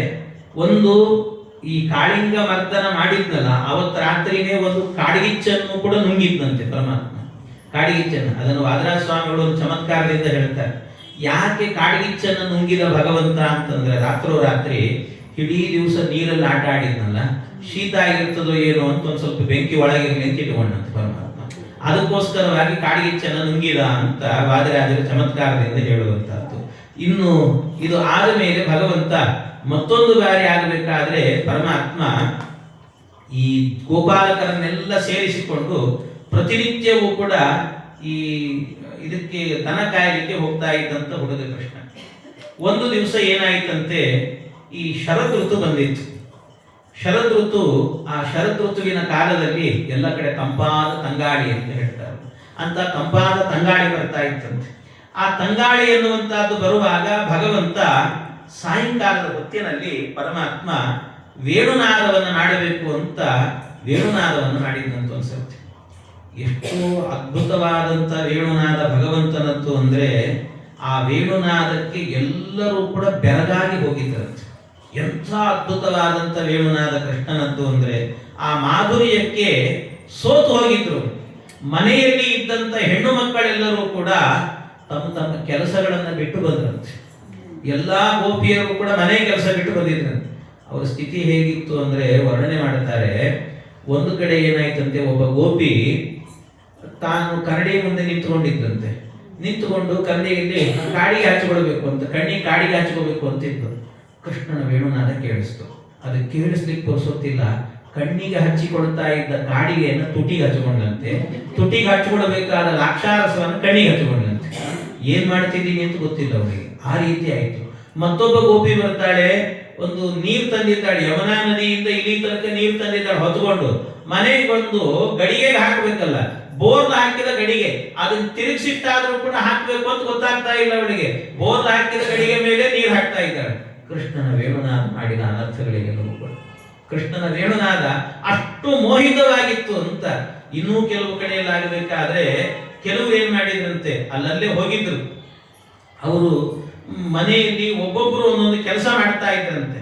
ಒಬ್ಬೊಬ್ಬರು ಒಂದೊಂದು ಕೆಲಸವನ್ನ ಮಾಡಬೇಕಾದ್ರೆ ಆಗ ಗೋಪಿ ಒಬ್ಬಳು ತನ್ನ ಗಂಡನಿಗೆ ಅಡಿಗೆ ಮಾಡಿ ಬಡಿಸಬೇಕು ಅಂತ ಎಲ್ಲ ಅಡಿಗೆಯನ್ನು ತಯಾರು ಮಾಡಿದ್ದಾಳೆ. ಆ ಅಡಿಗೆಯನ್ನೆಲ್ಲ ತಯಾರು ಮಾಡಿ ಇನ್ನೇನು ಬಡಿಸಬೇಕು ಅನ್ನುವಾಗ ಆ ಬಡಿಸೋ ಹೊತ್ತಿಗೆ ಸರಿಯಾಗಿ ಈ ಕೃಷ್ಣನ ವೇಣುನಾದ ಕೇಳಿಸ್ತು. ಈ ಸೌಟು ಎಲ್ಲ ಅಲ್ಲೇ ಬಡದ್ಲು. ಈ ಗಂಡ ದೂರದಲ್ಲಿ ಊಟಕ್ಕೆ ಕೂತಿದೆ. ಪಾಪ ಅಡಿಗೆ ನೋಡಿದ್ರೆ ಅಡಿಗೆ ಮನೆಯಲ್ಲಿದೆ, ಹಾಕೋರಿಲ್ಲ, ಏನಿಲ್ಲ, ಕಡೆ ಗೋವಿಂದ ಅಂದಿದ್ದಾಳೆ, ಎದ್ದು ಬರೋ ಹಾಗೂ ಇಲ್ಲ. ಅಂತ ಸ್ಥಿತಿಯಲ್ಲಿ ಹೋಗೇ ಬಿಟ್ಲಂತೆ. ಇದು ಅವನ ಸ್ಥಿತಿ ಅಂತ ಹೇಳ್ತಾರೆ. ಇದು ಅವನ ಸ್ಥಿತಿ ಅಂತ ಆದ್ರೆ ಇನ್ನೊಂದು ಕಡೆಯಲ್ಲಿ ಏನಾಗಿತ್ತಂತೆ, ಮತ್ತೊಬ್ಬ ಗೋಪಿ ಮಗುವಿಗೆ ಸ್ನಾನ ಮಾಡಿಸ್ಬೇಕು ಅಂತ ಮೈ ತುಂಬಾ ಎಣ್ಣೆ ಹಚ್ಚಿ ಅವನಿಗೆ ಇನ್ನೇನು ಸ್ನಾನಕ್ಕೆ 2 ತಂಬಿಗೆ ಹಾಕಿ ಎಲ್ಲ ಸೀಗೆಕಾಯಿ ಹಚ್ಚಿ ನಿಲ್ಲಿಸಿದ್ದಾಳೆ. ಇನ್ನು ಸೀಗೆಕಾಯಿ ಕಣ್ಣುರಿತಾ ಇದ್ದೇನೆ, ತಾಯಿ ಬೇಗ ನೀರು ಹಾಕು ಅಂತ ಕೂಸು ಹೇಳ್ತಿದೆ. ಅಷ್ಟರಲ್ಲೇನೆ ಈ ಕೃಷ್ಣನ್ ವೇಣುನಾದ ಕೇಳಿಸ್ಬಿಡ್ತು. ಅದನ್ನ ಹಾಗೆ ಬಿಟ್ಲು ಓಡೋದು. ಆ ಕೂಸಿನ ಸ್ಥಿತಿ ಏನು, ಬೌದ್ಧಾವತಾರೆ ರಾಮಕ್ಷೇತ್ರೇ ಅಷ್ಟೇ. ಏನ್ ಮಾಡೋ ಹಾಗಿಲ್ಲ, ಹಾಗೆ ನಿಂತ್ಬಿಟ್ಟೆ. ಆ ರೀತಿ ಇಂಥ ಸ್ಥಿತಿ ಬಂದಿತ್ತು. ಮತ್ತೊಬ್ಬಳು ತನ್ನ ಗಂಡನ ಜೊತೆಗೆ ಸುಮ್ಮನೆ ಮಧ್ಯಾಹ್ನ ಊಟ ಮಾಡಿ ಮಲಗಿದ್ದ ಗಂಡ. ಆ ಗಂಡ ಮಲಗಿದ್ದಾನೆ ಅಂತ ತನ್ನ ಗಂಡನ ಜೊತೆಗೆ ತಾನೂ ಮಲಗಿದ್ಲು. ಈ ಕೃಷ್ಣನ ವೇಣುನಾದ ಕೇಳಿಸಿದ್ದೇ ತಡಿಲಿಕ್ಕಾಗದೇನೆ ನಾನು ಹೋಗಬೇಕು ಅಂತ ನಿಧಾನವಾಗಿ ಗಂಡನಿಗೆ ಹೊದಿಸಿದ್ದಂತೆ. ಗಂಡನಿಗೆ ಎಚ್ಚರಿಕೆ ಆಗಬಾರದು ಅಂತ, ಎಚ್ಚರಿಕೆ ಆಗದಂತೆ ಗಂಡನಿಗೆ ಹೊದ್ದಿಕೆಯನ್ನ ಹೊದಿಸಿ, ತನ್ನ ಹೆಜ್ಜೆ ಶಬ್ದ ಆಗಬಾರ್ದಲ್ಲ, ಅದಕ್ಕೆ ಹೆಜ್ಜೆ ಇಡುವಾಗಲೂ ನಿಧಾನವಾಗಿ ಹೆಜ್ಜೆ ಇಟ್ಟುಕೊಂಡು ಹೊರಗೋದ ನಂತರ ಗೆಜ್ಜೆಯಿಂದ ಓಡಿ ಹೋದಂತ ಒಂದ್ಸರ್ತಿ ಕೃಷ್ಣನ ಬಳಿಗೆ. ಅಂಥ ಅದ್ಭುತ ಕೃಷ್ಣನ ವೇಣುನಾದ ಅಂತ. ಗಂಡಗೆ ಹೊದಿಸಿ ಶ್ರೀ ಕೃಷ್ಣ ಮನಸಿ ಸೆಳೆದಿತ್ತು ಗಾನ ತಮಸಿ, ಗೆಜ್ಜೆ ಕುಣಿಸಿ ಹೆಜ್ಜೆಯನ್ನು ಇರಿಸಿ ಲಜ್ಜೆಯನ್ನು ಆಚೆ ಸರಿಸಿ, ಎಲ್ಲವನ್ನ ಸರಿಸಿ ಹೋಗಿದ್ದಂತೆ, ಲಜ್ಜೆ ಇಲ್ಲದಂತೆ ಹೋಗಿದ್ದಾನೆ. ಈ ರೀತಿ ಎಲ್ಲ ವೇಣುನಾದಕ್ಕೆ ಮೋಹಿತರಾಗಿ ಕೃಷ್ಣನ ವೇಣುನಾದವನ್ನು ಕೇಳಬೇಕು ಅಂತ ನಿಂತಿದ್ದಾನೆ. ಎಷ್ಟು ಅದ್ಭುತವಾಗಿತ್ತು ವೇಣುನಾದ. ಆ ವೇಣುನಾದವನ್ನು ಕೇಳುವಾಗ ಕೆಲವು ಜಿಂಕೆಗಳಲ್ಲಿ ನಿಂತಿದ್ವಂತೆ, ಈ ಚಿಗರಿಗಳಲ್ಲಿ ಬಂದು ನಿಂತಿದ್ವಂತೆ. ಕೃಷ್ಣ ವೇಣುನಾದ ಮಾಡುತ್ತಿದ್ರೆ ಆಹಾ ಎಷ್ಟು ಸುಂದರವಾಗಿ ಹಾಡ್ತಾನಲ್ಲ ಈ ಕೃಷ್ಣ ಅಂತ. ಅವುಗಳೆಲ್ಲ ಆ ಸಂದರ್ಭದಲ್ಲಿ ವೇಣುನಾದವನ್ನು ಕೇಳ್ತಾ ಚತುರ್ಮುಖ ಬ್ರಹ್ಮದೇವರನ್ನ ಬೈದುವಂತೆ ಎಲ್ಲವೂ ಕೂಡ. ಬ್ರಹ್ಮದೇವರನ್ನು ಯಾಕೆ ಅಂದ್ರೆ, ವಿಧಾ ಬ್ರಹ್ಮ ನಮ್ಮನ್ನು ಸೃಷ್ಟಿ ಮಾಡುವಾಗ ನಮ್ಮ ಕಣ್ಣುಗಳನ್ನು ಮಾತ್ರ ಅಗಲಗಲವಾಗಿ ಸೃಷ್ಟಿ ಮಾಡಿದ್ದೀವಿ, ಆದ್ರೆ ಯಾಕೋ ನಮ್ಮ ಕಿವಿ ಅಗಲ ಮಾಡಲಿಲ್ಲ. ಕೃಷ್ಣನ್ ವೇಣುನಾದ ಕೇಳಲಿಕ್ಕೆ ಅಂತ ಚೆನ್ನಾಗಿದ್ದೆ ಅಲ್ಲ, ಯಾಕೆ ನಮ್ಮ ಕಿವಿ ಯಾಕೆ ಅಗಲ ಮಾಡಲಿಲ್ಲ ನೀನು ಅಂತ. ಚಿಗರಿ ಕೇಳುತ್ತಿದೆ ಧ್ವನಿ ತರಂಗವ ಕೇಳಿ ವಿಧಿಯ ಹಳಿದು, ಕಣ್ಣಿಗಿಂತ ಕಿವಿ ಏಕೆ ಅಗಲ ಮಾಡಿಲ್ಲವೆಂದು ಮುನಿದು. ಯಾಕೆ ನೀನು ನಮ್ಮ ಕಣ್ಣನ್ನ ಅಗಲ ಮಾಡಿ ಕಿವಿಯನ್ನ ಅಗಲ ಮಾಡಲಿಲ್ಲ ಅಂತ ಅವುಗಳು ಬೈತಾ ಇದ್ವಂತೆ. ಇಂಥ ಅದ್ಭುತ. ಎಲ್ಲ ಗೋಪಿಯರು ಕೂಡ ಓಡೋಡಿ ಬಂದಿದ್ದಾರೆ. ಏನು ಸವಿಯೋ ನಿನ್ನ ಕೊಳಲು ಗೊಲ್ಲ ಮಾನಿನಿಯರಿಗೆ ನೀ ಮಾಡಿದ್ಯೋ ಮರುಳು, ಏನು ಸವಿಯೋ ನಿನ್ನ ಕೊಳಲು. ಭಗವಂತನ ವೇಣುನಾದ ಸವಿ ಅಂದ್ರೆ ಸವಿತಾವಿದ್ರೆ ಸವಿತಾನೇ ಇರಬೇಕು ಅಂತ ಅನ್ಸೋದಂತೆ. ಇಷ್ಟು ಅದ್ಭುತವಾಗಿತ್ತು. ಇನ್ನು ಅಷ್ಟೇ ಅಲ್ಲ, ಅಕ್ಕಪಕ್ಕದಲ್ಲಿ ಇದ್ದಂತಹ ಗಿಡ ಮರಗಳು ಎಲ್ಲವೂ ಕೂಡ ವೇಣುನಾದವನ್ನು ಕೇಳುವಾಗ ತಡಿಲಿಕ್ಕಾಗದೆ ಗಿಡ ಮರಗಳಲ್ಲಿ ಹೂವಿಲ್ಲ, ಏನೂ ಇಲ್ಲ, ಇದ್ದಕ್ಕಿದ್ದಾಗೆ ಚಿಗುರು ಬಂತು, ಹೂವು ಹಣ್ಣಾಯಿತು, ಗೊಂಚಲು ಬಿಡುತ್ತಂತೆ. ಆ ಗಿಡ ಮರಗಳಲ್ಲಿ ಎಲ್ಲ ಕೋಗಿಲೆಗಳು ಗಿಣಿಗಳು ಎಲ್ಲ ಕೂತಿದ್ದು, ಅವುಗಳು ಹಾಡಬೇಕು ಅಂತದ್ದಕ್ಕೆ ಹಾಡೇ ಮರೆತು ಹೋಯ್ತಂತವು ಕೃಷ್ಣನ ವೇಣುನಾದ ಕೇಳಬೇಕಾದ್ರೆ. ಅಂಥ ಅದ್ಭುತವಾದಂತಹ ವೇಣುನಾದ ಭಗವಂತನ ವೇಣುನಾದ. ಕೆಲವು ಗಿಡ ಮರಗಳೆಲ್ಲವೂ ಕೂಡ ಒಣಗಿ ಹೋಗಿದ್ದು, ಒಣಗಿದ ಗಿಡಮರಗಳು ಕೂಡ ಏನಾದವಂತೆ ಆ ಕೃಷ್ಣನ ವೇಣುನಾದವನ್ನ ಕೇಳ್ತಾ ಇದ್ದಂತೇನೆ ಎಲ್ಲವೂ ಕೂಡ ಚಿಗುರೊಡದಂತೆ. ಬಹಳ ಚೆನ್ನಾಗಿ ಹೇಳ್ತಾರೆ. ವಾದಿರಾಜರು ಹೇಳಿದ್ದನ್ನೇ ದಾಸರು ಹೇಳಿದ್ದಾರೆ. ಬಾಡಿದ ಬಳ್ಳಿ ಮರಗೋನೆಯೊಡೆದು ತೀಡುವ ಮಂದ ಮಾರುತನ ಕೂಡಿ, ತೂಗ್ಯಾಡುವ ಮರದಿ ಗೊಂಚಲುಗಳು ಪಾಡಲೊಲ್ಲವೋ ಅಲಿಕುಲಗಳು, ಹೇಳಿಕೊಂಡವೋ ಜಾಣಕ್ಕಿ ಗಿಣಿಯು ಮಾತಾಡದೆ ಕಳೆಗೊಂಡವು ಕೋಕಿಲ, ಓಡ್ಯಾಟ ವೈರ್ಯಾಟ ಜರಿದು ಖಗ ಮೃಗ ಗಾಢ ನಿದ್ರೆಗೆ ವಶವಾದವೋ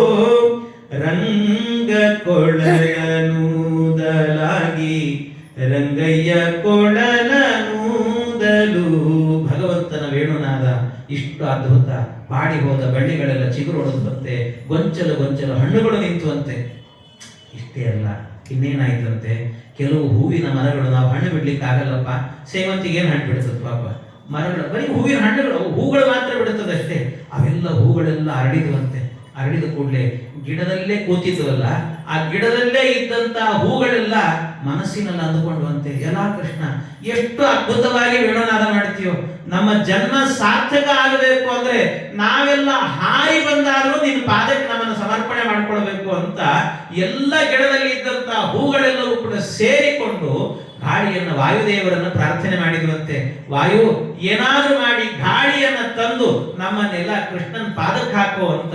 ಅಂದ್ರೆ ಭಗವಂತನ ಹತ್ತಿರಕ್ಕೆ ಹೋಗಬೇಕು ಅಂದ್ರೆ ವಾಯುದೇವರ ಸಹಕಾರ ಬೇಕು. ಅಂದ್ರೆ ಅದರ ಅರ್ಥ ಏನು ಅಂದ್ರೆ, ನಿಮಗೆ ಭಗವಂತ ಇರುವ ಮೋಕ್ಷ ಸಿಗಬೇಕು ಅಂದ್ರೆ ಮಧ್ವಾಚಾರ್ಯರ ಶಾಸ್ತ್ರ ಬೇಕು ಅಂತಲೂ ಕೂಡ ಇದರಲ್ಲಿ ಒಂದು ತತ್ವ ಇದೆ ಅಂತ ಹೇಳ್ತಾರೆ. ಹಾಗೆ ಆ ಭಗವಂತನನ್ನ ಪ್ರಾರ್ಥನೆ ಮಾಡಿಕೊಂಡು ಅವುಗಳು ಹಾಡು ಹೇಳ್ತಾ ಇದ್ರೆ ಹೇಗಾಯ್ತಂತೆ, ಕೃಷ್ಣನ ವೇಣುನಾದ. ಈ ಯಮುನೆ ಇದ್ದಾಳಲ್ವ, ಯಮುನೆಗೆ ಸಾಮಾನ್ಯವಾಗಿ ಯಾರಾದ್ರೂ ಹಾರಿದ್ರೆ ಮೇಲೆ ನೀರು ಸಿಡಿತದೆ. ಆದ್ರೆ ವೇಣುನಾದ ಕೇಳುವಾಗ ಅವಳಿಗೆ ತಡಿಲಿಕ್ಕಾಗದೆ ಯಮುನೆ ಏನ್ ಮಾಡಿದ್ದಂತೆ, ತಾನೇ ನೀರಿನ ರೂಪದಲ್ಲಿ ಮೇಲೆ ಮೇಲೆ ಬಂದು ನರ್ತನೆ ಮಾಡಿದ್ದಂತೆ. ಯಮುನೆ ತಾನೇ ನರ್ತನೆ ಮಾಡಿದ್ದಂತೆ.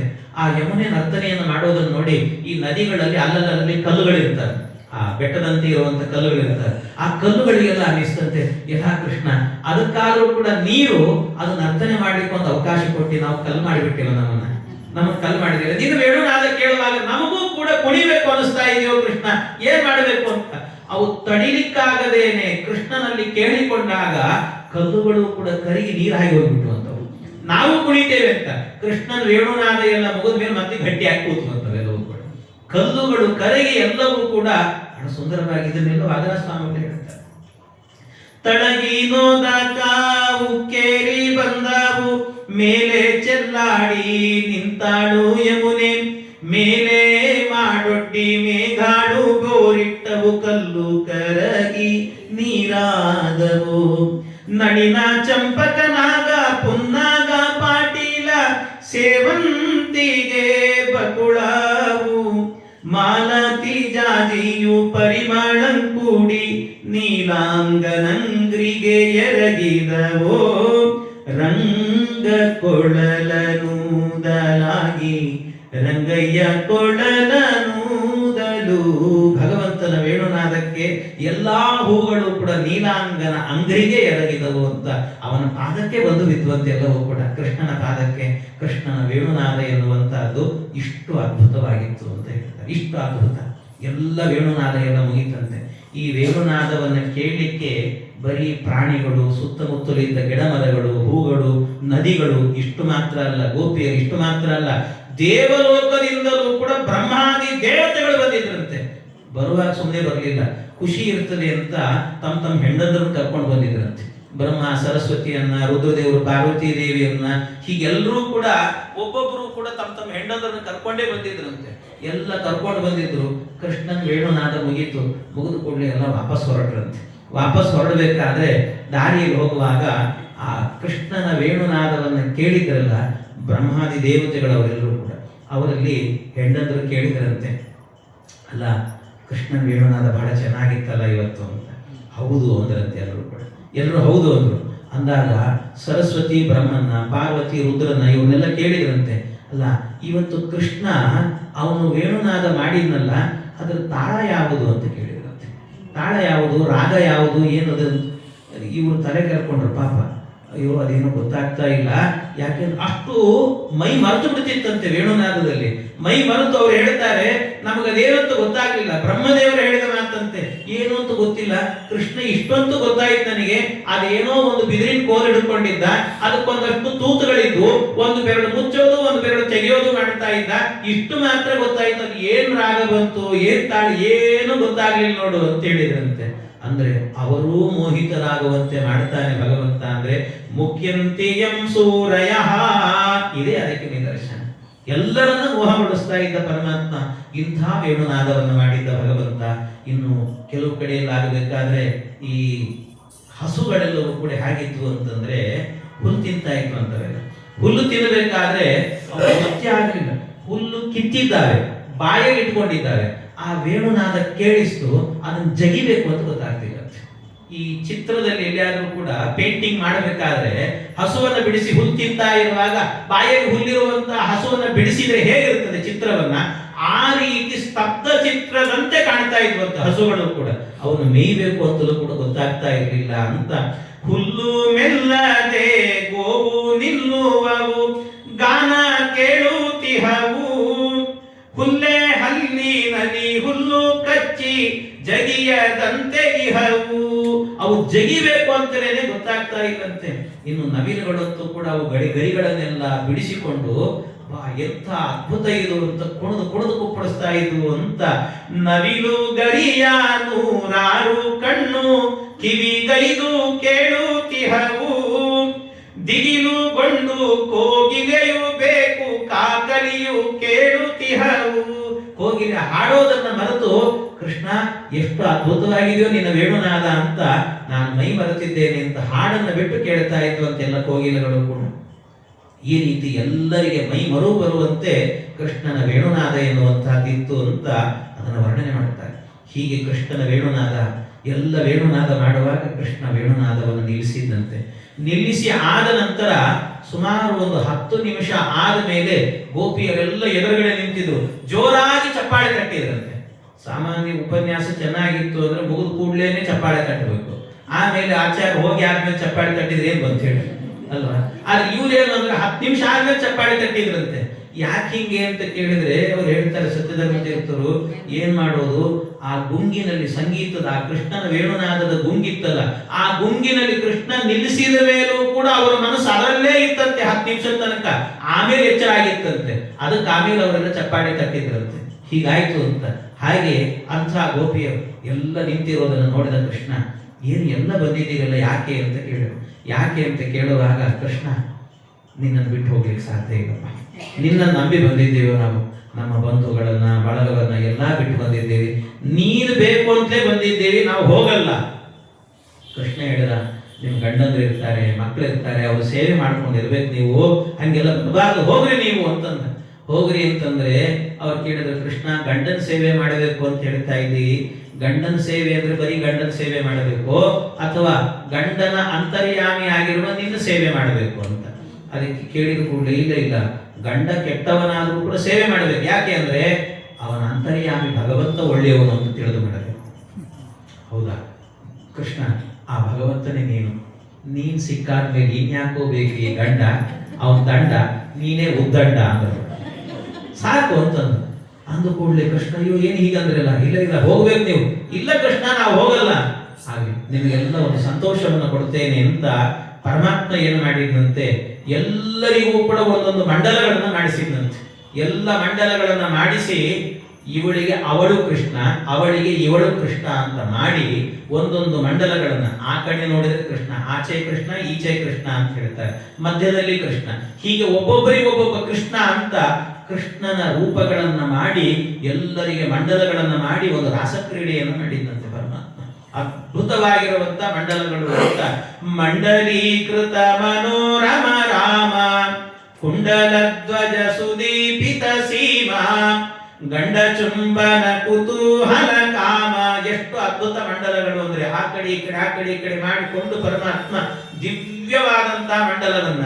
ಅಂಗನಾಂ ಅಂಗನಾಂ ಅಂತರೇ ಮಾಧವೋ ಮಾಧವಂ ಮಾಧವಂ ಅಂತರೇ ಅಂಗನಾಹ.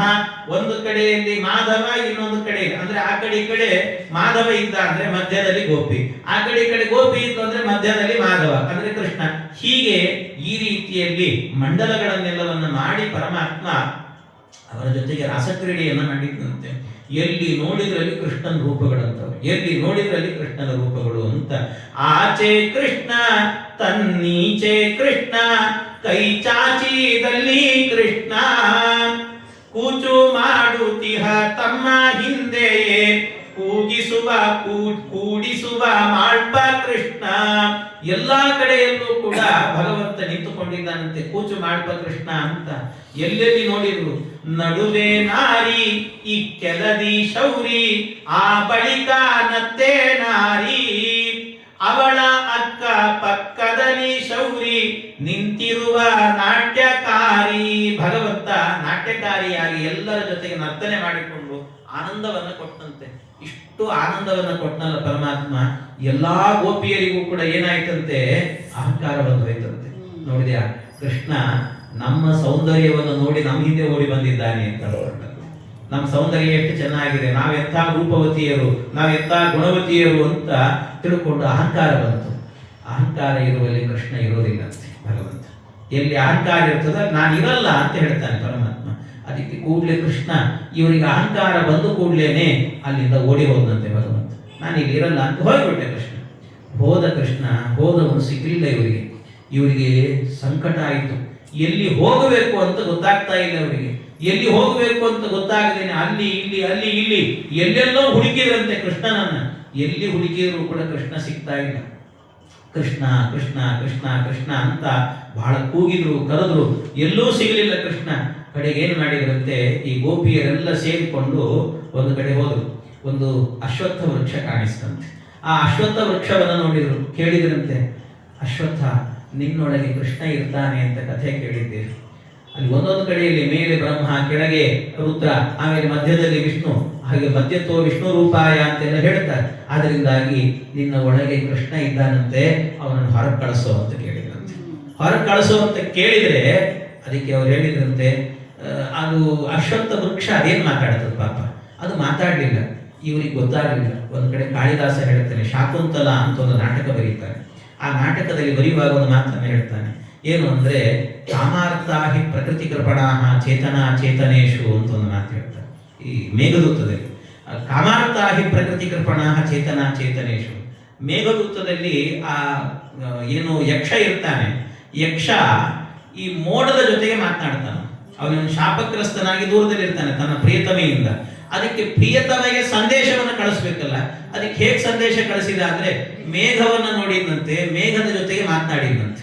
ಮೇಘ ಅಲ್ಲಿ ಹೋಗ್ತಿದೆಯಪ್ಪ, ನನ್ನ ಪ್ರಿಯತಮೆಗೆ ನನ್ನ ಬಗ್ಗೆ ಹೇಳು ಅಂತ ಹೇಳಿ ಕಳಿಸಿದಂತೆ. ಹೇಳುವ ಅದಕ್ಕೆ ಕೇಳ್ತಾರೆ, ಪ್ರಶ್ನೆ ಮಾಡ್ಕೊಳ್ತಾನೆ ಕಾಳಿದಾಸ, ಅಲ್ಲ ಅದೊಂದು ಮೇಘ ಜಡದ ಜೊತೆಗೆ ಹೇಗೆ ಮಾತಾಡದ ಇವನು ಅಂದ್ರೆ ಕಾಮಾರ್ಥಾಹಿ ಪ್ರಕೃತಿ ಕೃಪಣಾಹ ಚೇತನಾ ಚೇತನೇಶು. ಯಾರಿಗೆ ಒಂದು ಪ್ರೀತಿ ಅನ್ನುವಂಥದ್ದು ಉಕ್ಕಿ ಹರಿದೋಗಿರುತ್ತಲ್ಲ, ಆವಾಗ ಯಾರ ಜೊತೆಗೆ ಮಾತಾಡ್ತಾ ಇದ್ದೀವಿ ಅನ್ನುವ ಪರಿವಿಲ್ಲದೆ ಮಾತಾಡ್ತಾರೆ ಅಂತ. ಹಾಗೆ ಅದಕ್ಕೆಲ್ಲ ಭಾಗವತ ಮೂಲ ಅಂತ. ಹಾಗೆ ಇಲ್ಲೂ ಕೂಡ ಏನು ಅಂದ್ರೆ ಕೃಷ್ಣನ ಬಗ್ಗೆ ಕಾಮಾವಿಷ್ಟರಾಗಿದ್ದಾರೆ ಎಲ್ಲರೂ ಕೂಡ, ಪ್ರೀತಿ ತುಂಬಿ ಹೋಗಿದೆ. ಅದಕ್ಕೆ ಮರದ ಜೊತೆ ಮಾತಾಡ್ತಿದ್ದೀನೋ ಮನುಷ್ಯನ ಜೊತೆ ಮಾತಾಡ್ತಿದ್ದೀನೋ ಅಂತಲೂ ಕೂಡ ಗೊತ್ತಿಲ್ಲ. ಹಾಗೆ ಮಾತಾಡಿದ್ರಂತೆ. ಮಾತನಾಡುವಾಗ ಅಶ್ವತ್ಥ ವೃಕ್ಷ ಉತ್ತರ ಕೊಡಲಿಲ್ಲ. ಕೊಡದೇ ಇದ್ದಾಗ ಅಶ್ವತ್ಥ ವೃಕ್ಷಕ್ಕೆ ಶಾಪ ಹಾಕಿದ್ರಂತೆ. ಏನು ಅಂದ್ರೆ, ಎಲ್ಲ ಅಶ್ವತ್ಥ, ನೀನು ನಮಗೆ ಉತ್ತರ ಕೊಡಲಿಲ್ಲ, ಆದ್ರಿಂದ ನಿನ್ನ ಮರದಲ್ಲಿ ಬಿಡುವ ಹಣ್ಣು ದೇವರ ನೈವೇದ್ಯಕ್ಕೆ ಇಲ್ಲ. ಅದು ಏನಾಗಬೇಕು, ಕಾಗೆ ತಿನ್ನಬೇಕು. ಅಷ್ಟೇ ಅಲ್ಲ, ನಿನ್ನ ಹುಟ್ಟು ಹೇಗಿರಬೇಕು ಅಂದ್ರೆ ಕಾಗೆಯ ಮಲದಿಂದ ಹುಟ್ಟಬೇಕು ಅಂತ ಹೇಳಿದ್ರು. ಕಾಗೆಯ ಮಲದಿಂದ ನೀನು ಹುಟ್ಟಬೇಕು. ಆದರೆ ಜಗತ್ತಿನಲ್ಲಿ ಪವಿತ್ರ ಆಗಿರು, ನಿನ್ನೊಳಗೆ ಕೃಷ್ಣ ಇದ್ದಾನಲ್ಲ, ಅದಕ್ಕೆ ನೀನು ಪವಿತ್ರವಾಗಿರು ಅಂತ ಹೇಳಿದ್ರು. ನೀನು ಹುಟ್ಟು ಮಾತ್ರ ಕಾಗೆಯ ಮಲದಿಂದ ಅಂತ. ಅದಕ್ಕೆ ಚಮತ್ಕಾರದಲ್ಲಿ ಕೆಲವು ಮಹಾಭಾರತದಲ್ಲಿ ಕೂಟ ಶ್ಲೋಕಗಳು ಅಂತ ಬರ್ತಾರೆ. ಕೂಟ ಶ್ಲೋಕ ಅಂದ್ರೆ ಈ ದಾಸರ ಮುಂಡಿಗೆ ಇದ್ದಾಗ ಅವೆಲ್ಲವೂ ಕೂಡ ಕೂಟ ಶ್ಲೋಕ ಅಂತ ಕರೀತಾರೆ. ಒಂದ್ ಕಡೆ ಹೇಳ್ತಾರೆ, ಒಂದು ಮಾತು ಹೇಳ್ತಾರೆ, ಏನು ಅಂದ್ರೆ ಕೆಲವು ಜಗತ್ತಿನಲ್ಲಿ ಪವಿತ್ರವಾದ ವಸ್ತುಗಳು ಅಂತಿದ್ದಾವಂತೆ. ಯಾವುದು ಅಂದ್ರೆ ಉಚ್ಚಿಷ್ಟಂ ಶಿವ ನಿರ್ಮಾಲ್ಯಂ ವಮನಂ ಶವಕರ್ಪಟಂ ಕಾಕಪಿಷ್ಟ ಸಮತ್ಪನ್ನಂ ಪಂಚೈತೇತಿ ಪವಿತ್ರಕಾಹ. ಇದು ಹೇಳುವಂತ ಮಾತು. ಅಂದ್ರೆ ಉಚ್ಚಿಷ್ಟಂ ಎಂಜಲು ಅಂತ ಅರ್ಥ. ಎಂಜಲು ಅತ್ಯಂತ ಪವಿತ್ರ. ಶಿವ ನಿರ್ಮಾಲ್ಯ, ರುದ್ರದೇವರ ನಿರ್ಮಾಲ್ಯ ಅತ್ಯಂತ ಪವಿತ್ರ. ಅಷ್ಟೇ ಅಲ್ಲ, ವಮನಂ ವಾಂತಿ ಇದೆಯಲ್ಲ ಅದು ಪವಿತ್ರವಾದದ್ದು. ಶವಕರ್ಪಟಂ ಅಂದ್ರೆ ಶವದ ಮೇಲಿನ ಬಟ್ಟೆ, ಹೆಣದ ಮೇಲಿನ ಬಟ್ಟೆ, ಅದು ಅತ್ಯಂತ ಪವಿತ್ರವಾದದ್ದು. ಕಾಕಪಿಷ್ಟ ಸಮುತ್ಪನ್ನ, ಕಾಗೆಯ ಮಲದಿಂದ ಹುಟ್ಟಿರುವಂತಹದ್ದು, ಇದು ಕೂಡ ಪವಿತ್ರ ಅಂತ ಹೇಳ್ತಾರೆ ಜಗತ್ತಿನಲ್ಲಿ. ಏನಿದ್ರ ಅರ್ಥ ಅಂತ ಗೊತ್ತಾಗಲ್ಲ. ಈ ಕಥೆಯ ಹಿನ್ನೆಲೆ ಇರುವಂತಹದ್ದೆಲ್ಲ ಏನು ಅಂದ್ರೆ ಉಚ್ಚಿಷ್ಟಂ ಶಿವ ನಿರ್ಮಾಣ ಅಂದ್ರೆ ಉಚ್ಚಿಷ್ಟ ಅಂದ್ರೆ ಎಂಜಲು ಪವಿತ್ರ ಅಂತ ಹೇಳಿದ್ರೆ ಅದರ ಅರ್ಥ ಏನು, ಭಗವಂತನಿಗೆ ಸಮರ್ಪಣೆ ಮಾಡಿದ ನೈವೇದ್ಯ ಅತ್ಯಂತ ಪವಿತ್ರವಾದದ್ದು ಅಂತ ಅರ್ಥ. ಶಿವ ನಿರ್ಮಾಲ್ಯಂ ಅಂದ್ರೆ ರುದ್ರದೇವರ ನಿರ್ಮಾಲ್ಯ ಅಂತ ಹೇಳಿದ್ರೆ ಯಾವುದು, ರುದ್ರದೇವರ ತಲೆಯ ಮೇಲೆ ಹರಿದು ಬಂದಂತ ಗಂಗಾ ಅಂತ ಅರ್ಥ. ಗಂಗೆ ಅತ್ಯಂತ ಪವಿತ್ರಳು ಜಗತ್ತಿನಲ್ಲಿ, ಅವಳು ಸ್ಮರಣೆ ಮಾಡಿದರೆ ಸಾಕು ಅಂತ ಹೇಳ್ತಾರೆ. ವಮನಂ, ವಾಂತಿಯೂ ಪವಿತ್ರ. ಅದರ ಅರ್ಥ ಏನು? ಜೇನುತುಪ್ಪ ಅಂತ ಅರ್ಥ. ಜೇನು ತನ್ನ ಬಾಯಲ್ಲಿ ಅದನ್ನ ಇಟ್ಟುಕೊಂಡು ಬಂದು ಒಂದು ಕಡೆಯಲ್ಲಿ ಉಗುಳುತ್ತಷ್ಟೇ, ಅದು ವಮನ ಅಂತ. ಹಾಗಾಗಿ ಅದು ಅತ್ಯಂತ ಪವಿತ್ರ. ಶವಕರ್ಪಟಂ, ಶವಕರ್ಪಟ ಅಂದ್ರೆ ಹೆಣದ ಮೇಲಿನ ಬಟ್ಟೆ ಅಂದ್ರೆ ಅರ್ಥ ಏನು? ರೇಷ್ಮೆ ಬಟ್ಟೆ ಅಂತ ಅರ್ಥ. ರೇಷ್ಮೆ ಹುಳವನ್ನ ಕೊಂದೇ ಮಾಡುವಂತಹದನ್ನ, ಆದ್ರಿಂದ ಆ ಬಟ್ಟೆ ಎನ್ನುವುದು ಅತ್ಯಂತ ಪವಿತ್ರ. ಕಾಕಪಿಷ್ಟ ಸಮುತ್ಪನ್ನಂ ಅಂದ್ರೆ ಕಾಗೆಯ ಮಲದಿಂದ ಹುಟ್ಟಿರುವಂತಹದ್ದು ಅಂದ್ರೆ ಅಶ್ವತ್ಥ ವೃಕ್ಷ ಅಂತ, ಅದು ಪವಿತ್ರ ಅಂತ ಹೇಳ್ತಾರೆ. ಈ ಹಿನ್ನೆಲೆಯಲ್ಲಿ ಅಂದ್ರೆ ಇವರು ಕೊಟ್ಟ ಶಾಪದ ಹಿನ್ನೆಲೆಯಲ್ಲಿ ಬಂದಿರುವಂತಹದ್ದು ಅಂತ ಹೇಳ್ತಾರೆ. ಹೀಗೆ ಆ ಅಶ್ವತ್ಥ ವೃಕ್ಷವನ್ನು ಬಿಟ್ಟರು. ಆಮೇಲೆ ಮುಂದೆ ಹೋದ್ರಂತೆ. ಮುಂದೆ ಹೋದ್ರೆ ಒಂದು ಹಲಸಿನ ಮರ ಕಾಣಿಸ್ತಂತೆ. ಹಲಸಿನ ಮರ ಕಾಣಿಸ್ತು. ಆ ಮರವನ್ನೇ ಕೇಳಿದ್ರಂತೆ, ಎಲ್ಲ ಕೃಷ್ಣ ಎಲ್ಲಿದ್ದಾನೆ ಹೇಳು ಅಂತ ಕೇಳಿದ್ರು. ಗೊತ್ತಿಲ್ಲ ಅದಕ್ಕೆ, ಮಾತಾಡ್ಲಿಲ್ಲ. ಅದಕ್ಕೂ ಶಾಪ ಹಾಕಿದ್ರಂತೆ, ಎಲ್ಲ ಹಲಸೆ ನಮ್ಗೆ ಉತ್ತರ ಕೊಟ್ಟಿಲ್ಲ, ಆದ್ರಿಂದ ಇನ್ನು ಮುಂದೆ ಜಗತ್ತಿನಲ್ಲಿ ನಿನ್ನ ಹಣ್ಣನ್ನ ಯಾರಾದ್ರೂ ತಿನ್ಬೇಕಂದ್ರೆ ಅಯ್ಯೋ ದೇವರೇ ಬೇಡಪ್ಪ ಅನಿಸ್ಬೇಕು ಅವರಿಗೆಲ್ಲ. ಯಾಕೆ ಅಂದ್ರೆ ನಿನ್ನ ಹಣ್ಣಿನ ತುಂಬ ಮುಳ್ಳು ತುಂಬಲಿ ಅಂತಂತೆ. ಅಷ್ಟೇ ಅಲ್ಲ, ನಿನ್ನ ಹಣ್ಣನ್ನ ತಿನ್ಲಿಕ್ಕೆ ಹೋದ್ರೆ ಒಳಗೆಲ್ಲ ಕೈಯೆಲ್ಲ ಅಂಟಾಗ್ಲಿ ಅಂತ ಹೇಳಿದ್ರು. ಅದನ್ನ ಬಿಡಿಸ್ಬೇಕು ಅಂದ್ರೆ ಮೊದಲು ಕೈ ಅಂಟು ಮಾಡ್ಕೊಡ್ಬೇಕು, ಎಣ್ಣೆ ಹಚ್ಕೊಡ್ಬೇಕು. ಅವರು ಎಣ್ಣೆ ಹಚ್ಕೊಂಡು ತೆಗಿಬೇಕು. ಆಮೇಲೆ ಅಷ್ಟಕ್ಕೆ ತಿನ್ಲಿಕ್ಕಾಗತ್ತಾ? ಇಲ್ಲ, ಮತ್ತೆ ಒಳಗೆ ಬೀಜ ಇರಬೇಕು. ಅಂತೂ ಹಿಂಸೆ ಆಗ್ಬೇಕು ಅವರಿಗೆ. ಅಷ್ಟು ಸುಲಭದಲ್ಲಿ ತಿನ್ಲಿಕ್ಕೆ ಆಗಬಾರ್ದು ನನ್ನ ಅಂತ ಈ ರೀತಿಯಲ್ಲಿ ಅದಕ್ಕೆ ಶಾಪ ಹಾಕಿದ್ರಂತೆ. ಅದರಿಂದ ಆ ಹಣ್ಣು ಕೂಡ ಆ ಸ್ಥಿತಿಯಲ್ಲಿದೆ ಅಂತ ಹೇಳ್ತಾರೆ. ಅದ್ರ ರುಚಿ ಮಾತ್ರ ಬಹಳ ಚೆನ್ನಾಗಿರ್ತದಂತೆ. ಹಾಗೆ ಈ ರೀತಿ ಒಂದೊಂದಕ್ಕೂ ಒಂದೊಂದು ಶಾಪ ಹಾಕ್ತಾ ಹೋದ್ರು. ಕೃಷ್ಣ ಕಾಣಿಸ್ಲಿಲ್ಲ, ಎಲ್ಲಿ ಹೋದ ಅಂತ ಗೊತ್ತಾಗ್ಲಿಲ್ಲ. ಕಡೆಗೆ ಮುಂದೆ ಹೋಗ್ತಾ ಇದ್ದಂತೇನೆ ಅಲ್ಲಿ 4 ಹೆಜ್ಜೆ ಕಾಣಿಸ್ತಂತೆ. ಪಕ್ಕದಲ್ಲಿ ಇದ್ದದ್ದು ಕೃಷ್ಣನ ಹೆಜ್ಜೆ ಅಂತ ಗೊತ್ತಾಗ್ಬಿಡುತ್ತೆ ಅವರಿಗೆ. ಯಾಕೆಂದ್ರೆ ಶಂಖಾಚಕ್ರಗಳೆಲ್ಲ ಇತ್ತು. ಆದ್ರೆ ಇನ್ನೊಂದು ಹೆಜ್ಜೆ ಇತ್ತು. ಇದನ್ನ ನೋಡಿ ಊಹೆ ಮಾಡಿದ್ರಂತೆ, ಇಲ್ಲ ನಮ್ಮಲ್ಲೇ ಯಾರೋ ಒಬ್ಬ ಗೋಪಿ ಮಾತ್ರ ಕೃಷ್ಣನ್ ಜೊತೆಗೆ ಹೋಗಿದ್ದಾಳೆ ಅಂತ ಗೊತ್ತಾಯ್ತು ಅವರಿಗೆ. ಕೃಷ್ಣನ್ ಜೊತೆಗೆ, ಕೃಷ್ಣನ ಮನಸ್ಸನ್ನು ಗೆದ್ದಿದ್ದಾಳೆ ಅವಳು. ಆಯ್ತು ಅಂತ ಹೊರಟಿದ್ದಾರೆ. ಹೊರಡುವಾಗ ಮುಂದೆ ಹೋದ್ರೆ 4 ಹೆಜ್ಜೆ ಇದ್ದದ್ದು 2 ಹೆಜ್ಜೆ ಆಯ್ತಂತೆ. ಅದು ಕೃಷ್ಣನ ಹೆಜ್ಜೆ ಮಾತ್ರ ಕಾಣಿಸ್ತಿದೆ, 2 ಹೆಜ್ಜೆ ಕಾಣಿಸ್ತಾ ಇದೆ. ಅದನ್ನ ನೋಡಿದ್ರು, ಏನಿದು 4 ಹೆಜ್ಜೆ ಇರಬೇಕು 2 ಹೆಜ್ಜೆ ಕಾಣಿಸ್ತಾ ಇದೆಯಲ್ಲ ಅಂದ್ರೆ ಅಲ್ಲಿ ಅವ್ರಿಗೆ ಅರ್ಥ ಮಾಡ್ಕೊಂಡ್ರಂತೆ, ಬಹುಶಃ ಹೋಗುವಾಗ ಗೋಪಿಗೆ ಕಾಲು ನೋವಾಗ್ತಾ ಇದೆ ಅಂತ ಹೇಳಿರ್ಬೋದು ಕೃಷ್ಣನಿಗೆ. ಅದಕ್ಕೆ ಕೃಷ್ಣನ್ ಹೆಗಲ ಮೇಲೆ ಕೂತ್ಕೊಂಡು ಹೋಗಿದ್ದಾಳೆ ಅಂತ ಗೊತ್ತಾಯ್ತಂತೆ. ಅದು ಯಾಕೆ ಅಂದ್ರೆ ಸ್ವಲ್ಪ ಹಳ್ಳ ಜಾಸ್ತಿ ಆಗಿತ್ತು ಬೇಡ, ಕೃಷ್ಣನ ಹೆಜ್ಜೆ ಭಾರ ಜಾಸ್ತಿ ಆದಾಗ ಹಳ್ಳ ಜಾಸ್ತಿ ಆಗ್ತದೆ ಹಾಗೆ ಅಂತ ತಿಳ್ಕೊಂಡ್ರಂತೆ. ಆಮೇಲೆ ಮುಂದೆ ಹೋದ್ರಂತೆ. ಮುಂದೆ ಹೋದ್ರೆ ಹಳ್ಳ ಕಡಿಮೆ ಆಗಿತ್ತು. ಅಲ್ಲಿ ಒಂದು ಹುಡುಗಿ ಕಾಣಿಸಿದ್ಲು ಗೋಪಿ. ಎಲ್ಲ ಕೃಷ್ಣ ಇವಳು ಬಿಟ್ಟು ಹೋಗಿದ್ದಾನೆ ಅಂತ ಗೊತ್ತಾಯ್ತು. ಅಂದ್ರೆ ಅವಳಿಗೂ ಅಹಂಕಾರ ಬಂದಿದೆ ಅಂತ ಗೊತ್ತಾಯ್ತು. ಮುಂದೆ ಕೃಷ್ಣನ್ ಒಬ್ಬಂದೇ ಹೆಜ್ಜೆ. ಆಮೇಲೆ ಕಾಣಿಸ್ತಾನೆ ಇಲ್ಲ ಎಲ್ಲಿದ್ದಾನೆ ಅಂತ. ಎಲ್ಲರೂ ಕೂಡ ಬೆರಗಾಗಿ ನಿಂತಿದ್ದಾರಂತೆ. ಕೃಷ್ಣ ಕೃಷ್ಣ ಕೃಷ್ಣ ಅಂತ ಎಲ್ಲರೂ ಕೂಗಿ ಕರೀತಾ ಇದ್ದಾರಂತೆ. ಅವರೆಲ್ಲ ಅತ್ತರಂತೆ, ಕೃಷ್ಣ ಬಾರೋ ಕೃಷ್ಣ ಬಾರೋ ಅಂತ ಅತ್ತರು. ಹೇಗೆ ಅತ್ತರವರು ಅಂತ ಕೇಳಿದ್ರೆ ವೇದವ್ಯಾಸ ದೇವರು ಹೇಳ್ತಾರೆ, ರುರುದುಹು ಸುಸ್ವರಂ ರಾಜನ್. ಎಷ್ಟು ಚೆನ್ನಾಗಿ ಹೇಳ್ತಾರೆ ನೋಡಿ. ರುರುದುಹು ಸುಸ್ವರಂ ರಾಜನ್. ಹೆಣ್ಣು ಮಕ್ಕಳು ಅವರೆಲ್ಲ ಆಡುವಾಗ ಹೇಗಿತ್ತು ಅಂದ್ರೆ ಸುಸ್ವರಂ ರಾಜನ್ ಅಂತೆ, ಸಂಗೀತಬದ್ಧವಾಗಿ ಅತ್ತರಂತ ಅವೆಲ್ಲರೂ ಕೂಡ. ಅಂದ್ರೆ ಹೆಣ್ಣು ಮಕ್ಕಳು ಅತ್ತರೂ ಕೂಡ ಕೇಳಲಿಕ್ಕೆ ಚೆನ್ನಾಗಿ ಒಳ್ಳೆ ನಾದ ಇರ್ತದಂತಂದ್ರೆ, ಗಂಡಸರ ಹತ್ರ ಕತ್ತೆ ಕಿರಿಸಿದಂತೆ ಇರ್ತದೆ ಅಂತ ಹೇಳ್ತಾರೆ. ಹಾಗೆ ಒಳ್ಳೆ ಚೆನ್ನಾಗಿ ಅತ್ತರಂತ ಅವರೆಲ್ಲರೂ ಕೂಡ. ಅಳ್ತಾ ಇರೋದನ್ನು ಕೇಳಿಸಂತು ಅಷ್ಟು ಅವ್ರು ಅಳ್ತಾನೆ ಕೃಷ್ಣ ಬಾರೋ ಅಂತ ಕರೆದ್ರಂತೆ. ಎಷ್ಟು ಚೆನ್ನಾಗಿ ಅಳ್ತಾ ಹಾಡನ್ನು ಹೇಳಿದ್ರಂತೆ. ಹೇಗೆ ಹೇಳಿದ್ದಾರೆ ಗೊತ್ತಾ? ಜಯತಿ ತೇದಿಕಂ ಜನ್ಮನಾವ್ರಜ ಶ್ರಯತ ಇಂದಿರಾ ಸಾಧು ತತ್ರ ಹಿ. ಏನ್ ಅದ್ಭುತ ರೀ! ಅವ್ರು ಬರೀ ಅಳ್ತಾ ಹೇಳಿದ ಹಾಡಂತೆ. ಅದು ಹೇಳ್ತಾ ಇದ್ರೆ ಕೇಳಬೇಕು ಅಂತ ಅನಿಸುತ್ತೆ. ಅಂತ ಅದ್ಭುತವಾದಂತಹ ಹಾಡು ಗೋಪಿ ಗೀತ ಅಂತ ಹೇಳ್ತಾರೆ. ಹಾಗೆ ಅವರೆಲ್ಲ ಕೂಡಿ ಹೇಳಿದ್ರಂತೆ ಹಾಡನ್ನ. ಹೇಳುವಾಗ ಕೃಷ್ಣ ಇಷ್ಟು ನನ್ನನ್ನು ಕರೀತಾ ಇದ್ದೀರಲ್ಲ, ನಾನಿನ್ನ ನಿಮ್ಮನ್ನು ಕಾಯಿಸೋದಿಲ್ಲ, ಬರ್ತೇನೆ ಅಂತ ಕೂಡಲೇ ಭಗವಂತ ಎದರಲ್ಲಿ ಬಂದನಂತೆ. ಎಲ್ಲಾ ಕೃಷ್ಣನ ಹತ್ರಕ್ಕೆ ಹೋಗಿ, ಯಾಕೋ ಬಿಟ್ಟು ಹೋದಿ ಕೃಷ್ಣ ನಮ್ಮನ್ನ, ಎಲ್ಲೋಗಿದ್ದೇವು ಅಂತ ಜೋರು ಮಾಡಿದ್ರಂತೆ. ಎಲ್ಲೋಗಿದ್ದಿ ಅಂತ ಅನ್ನುವಾಗ ಅವರ ಅಹಂಕಾರ ಎಲ್ಲ ಇಳಿದು ಹೋಗಿತ್ತು. ಕೃಷ್ಣ ಎದರಲ್ಲಿ ಬಂದಿದ್ದ. ಆಗ ಹೇಳಿದಂತೆ, ಕೃಷ್ಣ ಏನೂ ಇಲ್ಲ, ನನಗೆ ಬೇಟೆ ಆಡಬೇಕು ಅಂತ ಅನಿಸ್ತು, ಅದಕ್ಕೆ ಹೋಗಿದ್ದೆ ಅನ್ನಂತೆ.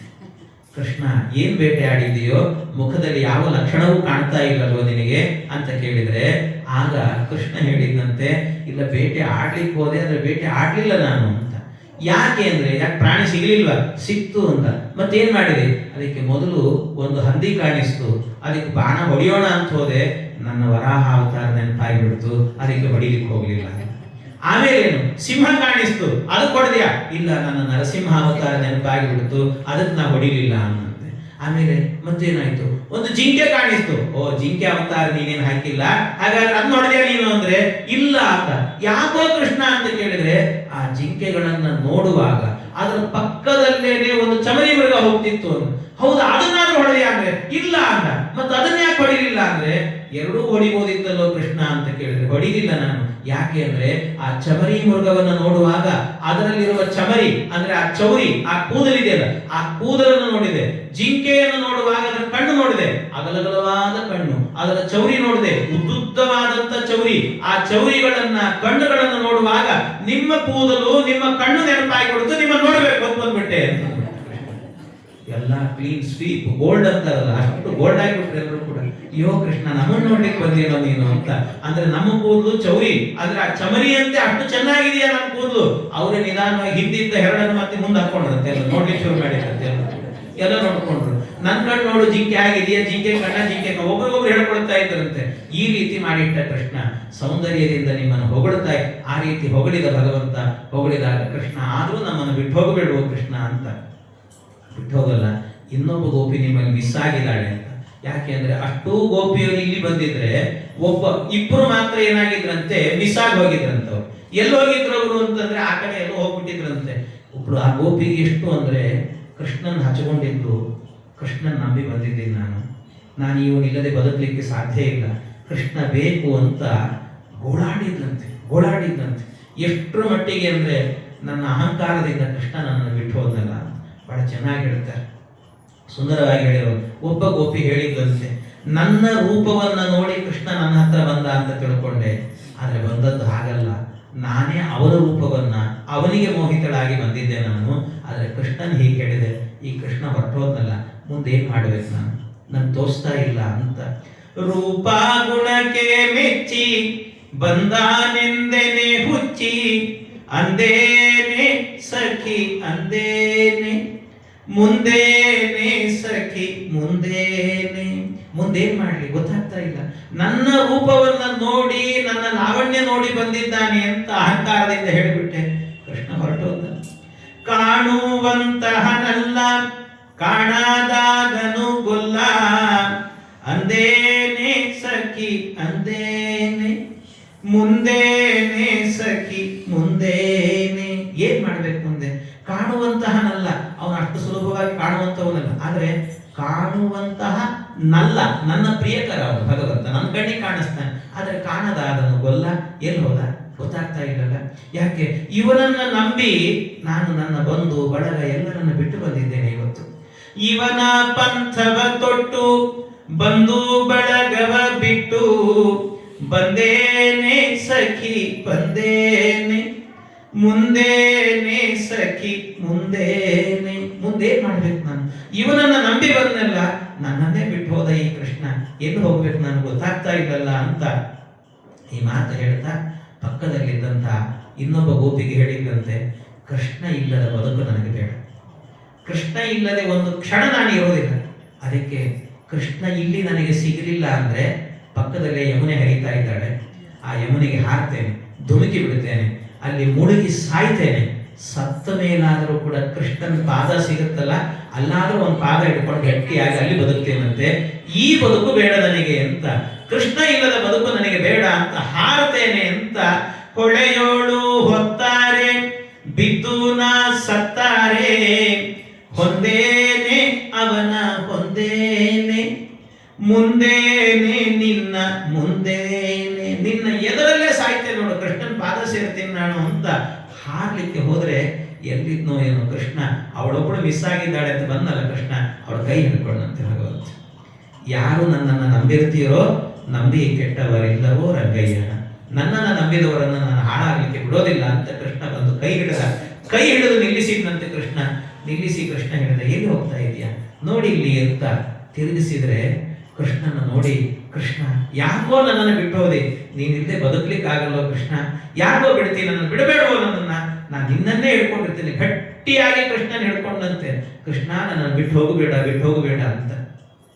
ಅದಕ್ಕೆ ಕೃಷ್ಣ ಹೇಳಿದ, ನನ್ನನ್ನು ಎಲ್ಲೋ ಇದ್ದೀನಿ ಅಂತ ಎಲ್ಲಿ ಸಿಕ್ಕರೆ ಹುಡುಕಿದೆಯಲ್ಲ ನೀನು, ನಾನು ಎಲ್ಲೂ ಇರೋದಿಲ್ಲ, ನನ್ನ ಭಕ್ತರ ಹೃದಯದಲ್ಲಿ ವಾಸ ಮಾಡ್ತೀನಿ ನಾನು. ಅಲ್ಲೇ ಹುಡುಕು ನೀನು, ಅಲ್ಲೇ ಸಿಕ್ಬಿಡ್ತೀನಿ ನಾನು. ಧ್ಯಾನಕ್ಕೆ ಕೂತಿ ಅಂತಾದ್ರೆ ಧ್ಯಾನ ಗೋಚರನಾಗು, ನೀನು ಧ್ಯಾನ ಗೋಚರ ಆದಿ ಅಂತಾದ್ರೆ ಕಣ್ಣಿಗೆ ಕಾಣಿಸುವ ಶ್ರೀ ರಂಗವಿಠಲ ಅಂತ ಶ್ರೀಪಾದರಾಜರು ಹೇಳ್ತಾರಲ್ಲ, ಆ ಶ್ರೀಪಾದರಾಜರು ಹೇಳಿದಂತೆ ಧ್ಯಾನದಿಂದ ಒಳಗೆ ನೋಡಿದ್ರೆ ಅಲ್ಲೇ ಕಾಣುತ್ತೆ, ಎಲ್ಲೆಲ್ಲೂ ಹುಡುಕ್ಬೇಕಾಗಿದೆ.